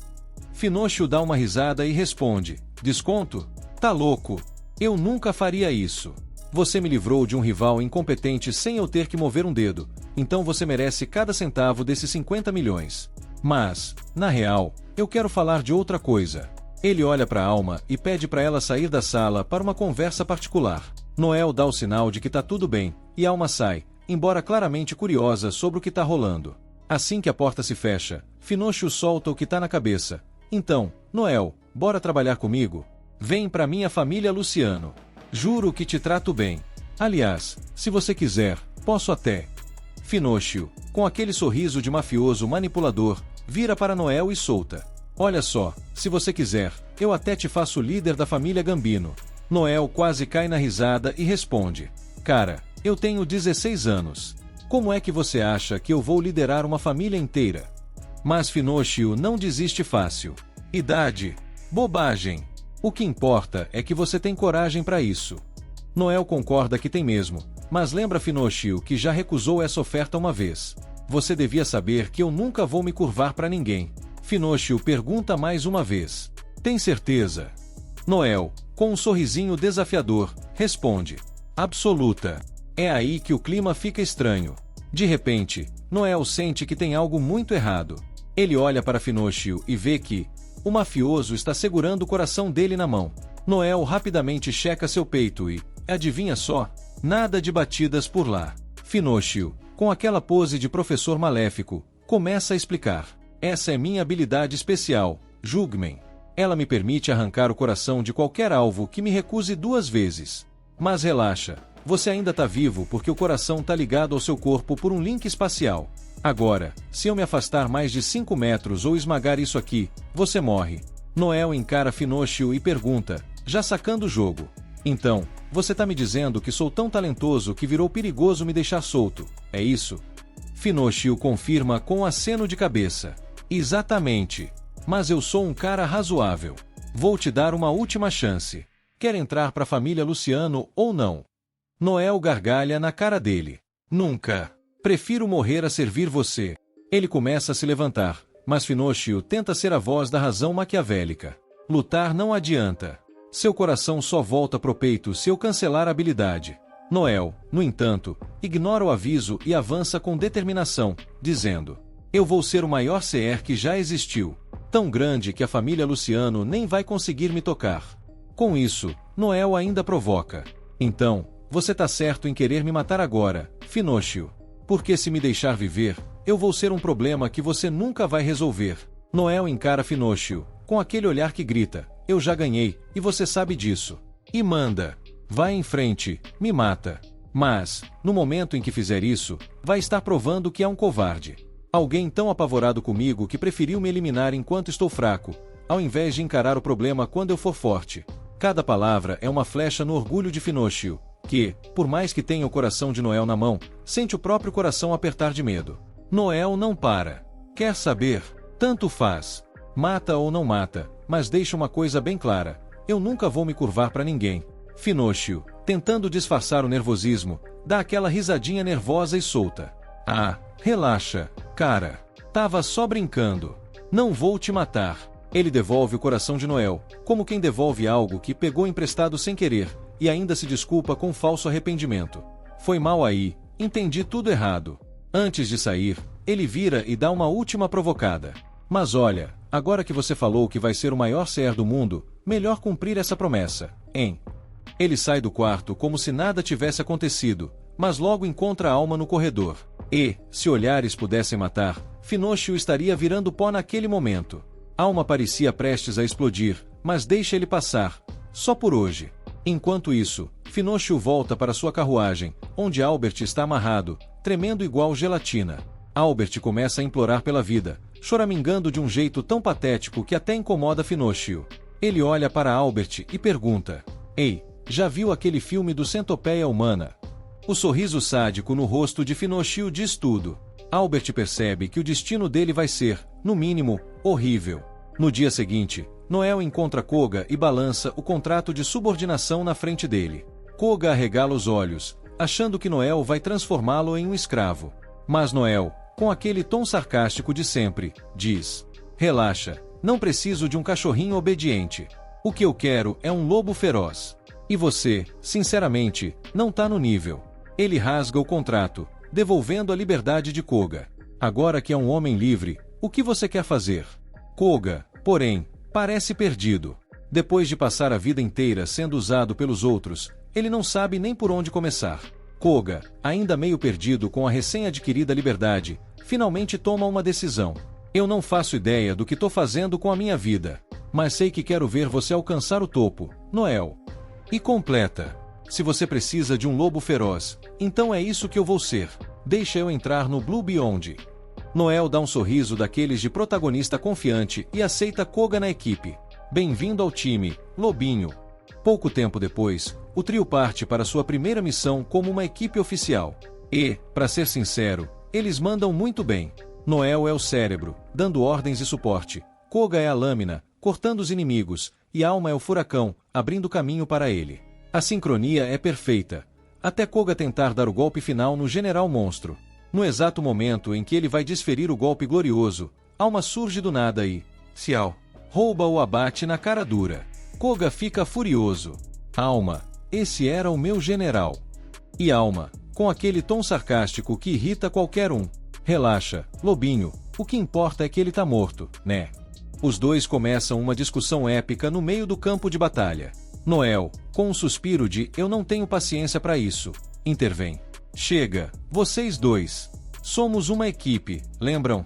Alma, para de agir por conta própria, você bagunça o trabalho em grupo. E Koga, aqui não tem placar de mortes, então para de se preocupar com quem finaliza o quê. Apesar do drama, a missão foi um sucesso. Noel, otimista, já tem planos. Assim que voltarmos para Ria, vou registrar nosso time como um clã oficial. Ser um clã é um grande passo, sem intermediários, sem comissões, e com acesso direto às melhores missões." Enquanto Noel fala, Koga nota algo estranho no braço dele. "Noel, tem algo brilhando no seu braço." Noel olha e percebe. É a marca de promoção para o Rank B. Ele abre um sorriso, sentindo que está um passo mais perto de se tornar o maior CR da história, o lendário Seven Star Regalia. Alguns anos atrás, Noel estava em uma reunião com o supervisor da guilda, Harold Jenkins, para tratar de negócios. Desde que o avô de Noel faleceu, ele herdou a vinícola da família e vinha administrando bem, mas já planejava passar o bastão, pois queria focar em outras coisas. Só que Harold não estava lá para falar de uvas ou vinho. Sem rodeios, ele mostrou a Noel a foto de um lorde monstruoso que havia aparecido recentemente e que, segundo suspeitas, poderia ser o mesmo que destruiu a vila de Noel e matou seu avô. Noel ficou chocado, mas aquela ideia já tinha passado pela sua cabeça. No dia da tragédia, dois detalhes o deixaram intrigado. O corpo do Lorde e o machado da morte de Overde estavam desaparecidos do campo de batalha. Ele perguntou se o monstro já tinha sido eliminado, e Harold respondeu que enviaram um clã poderoso atrás dele, mas o grupo inteiro foi dizimado. Quando finalmente mandaram o Supremo Dragão, o Lorde já tinha voltado para o vazio. A coisa ficou ainda mais preocupante. Monstros costumam invadir o mundo com um instinto insano de conquista, mas esse Lorde parecia diferente. Tinha um plano. Alguns acreditam que ele atingiu o nível dos Valentes, criaturas do 13º Círculo do Abismo. Existem apenas 10 Valentes conhecidos, e cada um deles tem o potencial de destruir o mundo inteiro se não for contido. A última vez que um desses deu as caras foi há 40 anos, e, pela primeira vez na história, foi derrotado, pelo avô de Noel. Até então, a única estratégia conhecida era mandar os monstros de volta para o abismo, mas Overde mostrou que era possível vencê-los. Harold alertou que o retorno desse Lorde pode causar outro grande desastre. Mas, ao invés de pânico, Noel sentiu algo diferente: determinação. Ele decidiu que ficaria forte o suficiente para derrotar o Lorde com suas próprias mãos. Harold percebeu a expressão no rosto de Noel. Era a mesma que Overde tinha, e como bom amigo do avô de Noel, ele sabia que aquilo só podia significar problemas, ou grandes feitos. Harold elogiou a determinação de Noel e disse que mal podia esperar para ver no que ele iria se transformar no futuro. Voltando ao presente, Noel e seus amigos subiam as escadas para o escritório de Harold. Cat estava mais nervoso que alguém no primeiro dia de trabalho. preocupado em dizer algo errado e estragar tudo. Noel, com sua confiança habitual, garantiu que era só uma avaliação para a formação do clã, e que não tinha como dar errado. De repente, um frio na espinha tomou conta do grupo. Todos sentiram uma presença assustadora vindo da porta e, por reflexo, entraram em posição de batalha. Mas não era um monstro, era só o Harold, que achou hilário o pânico coletivo. Ele acalmou a turma e disse que estava ali para revisar a aplicação do clã. Ao revisar os papéis, Harold percebeu que o grupo já tinha feito tudo direitinho. Adquiriram uma casa para o clã e até juntaram os 20 milhões necessários para o depósito de segurança. Era evidente que tinham planejado tudo com cuidado. Noel mencionou que pretendia subir para o rank B assim que o clã fosse aprovado, e Alma também. Jacoba, bem, ele ainda precisava cumprir uns requisitos básicos antes disso. Então, Harold notou algo curioso. O nome do grupo não era Blue Beyond nos documentos. Noel explicou que queria mudar o nome quando o clã fosse oficializado, e Harold aceitou tranquilamente. A entrevista parecia concluída, e Koba achou que tinham passado fácil. Mas aí veio a bomba. Harold rejeitou a aplicação. Enquanto Koba tentava processar o que tinha acabado de ouvir, em outro canto de um abismo distante, um grupo observava boquiaberto um homem derrotar sozinho um monstro do 12º círculo do abismo. Esse homem era Zack Feinstein, vice-comandante do Supremo Dragão, para quem aquilo era basicamente um aquecimento. De volta ao escritório, Koba, em choque, levantou-se e perguntou por que Harold estava rejeitando o clã. Mas Harold parecia estar se divertindo com o drama. Harold decidiu ser direto com o grupo. A guilda agora só está aceitando sequeires mais experientes para formar clãs. Só cumprir os requisitos básicos não era mais suficiente.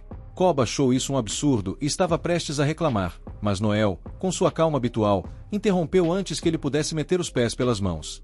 Ele perguntou a Harold o motivo dessa mudança repentina na política. Harold hesitou, porque tecnicamente não deveria falar sobre isso.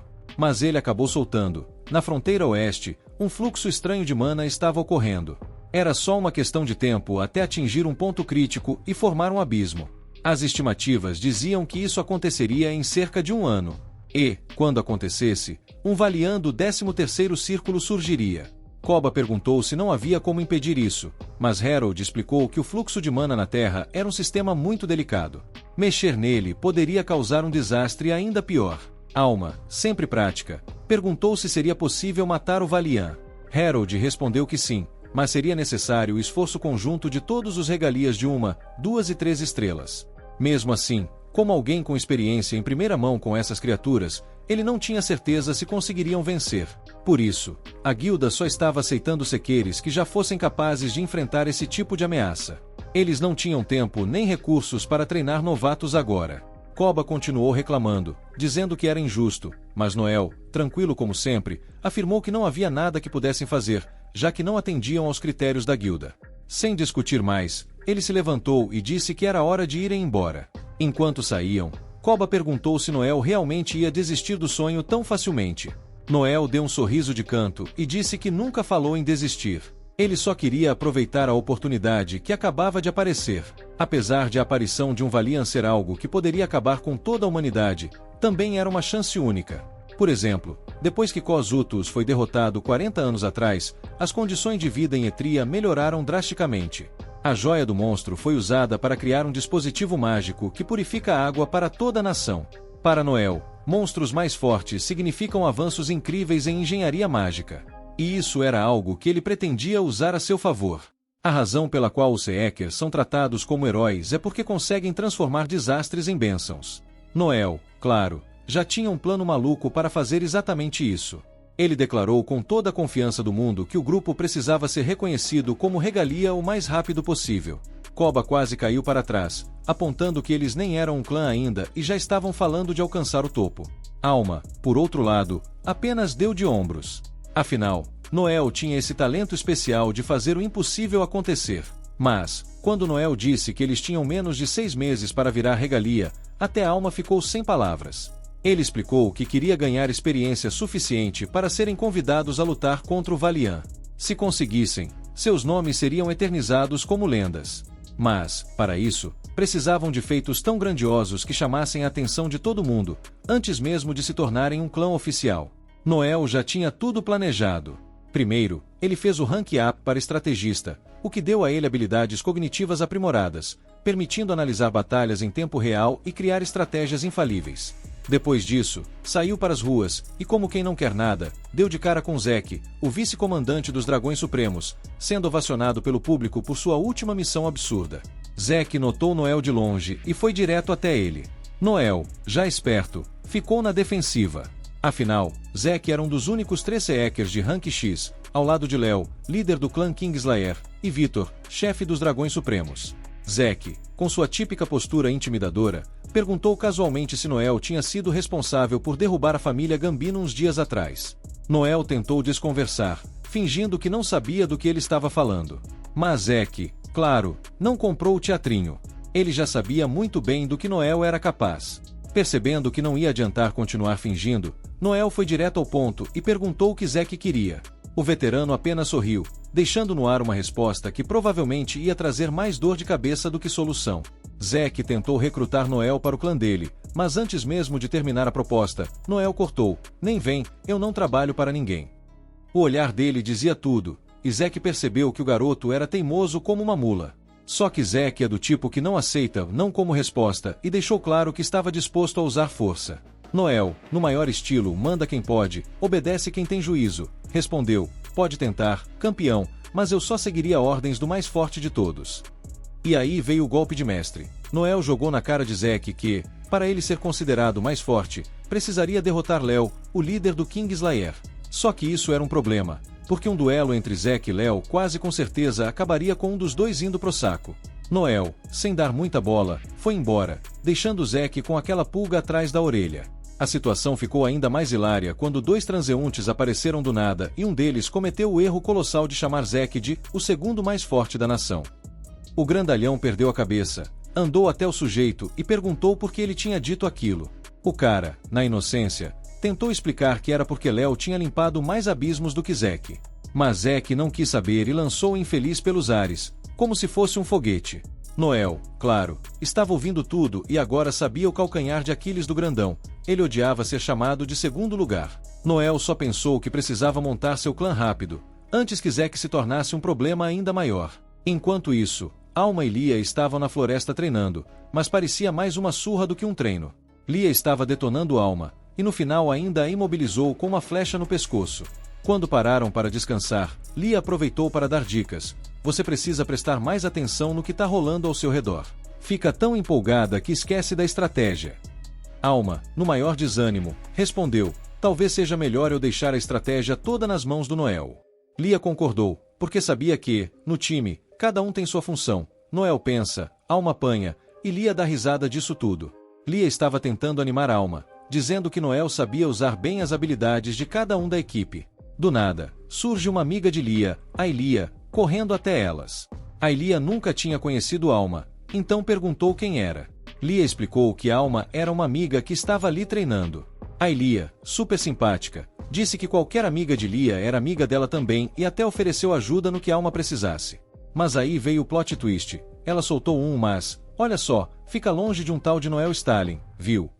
Ailia começou a listar um monte de coisa pesada sobre Noel, dizendo que ele vendeu os próprios colegas como escravos e que andava metido com a máfia. Esse cara é puro mal, certeza, completou.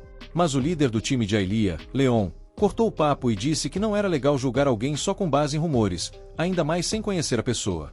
Ailia pediu desculpas e logo eles foram embora.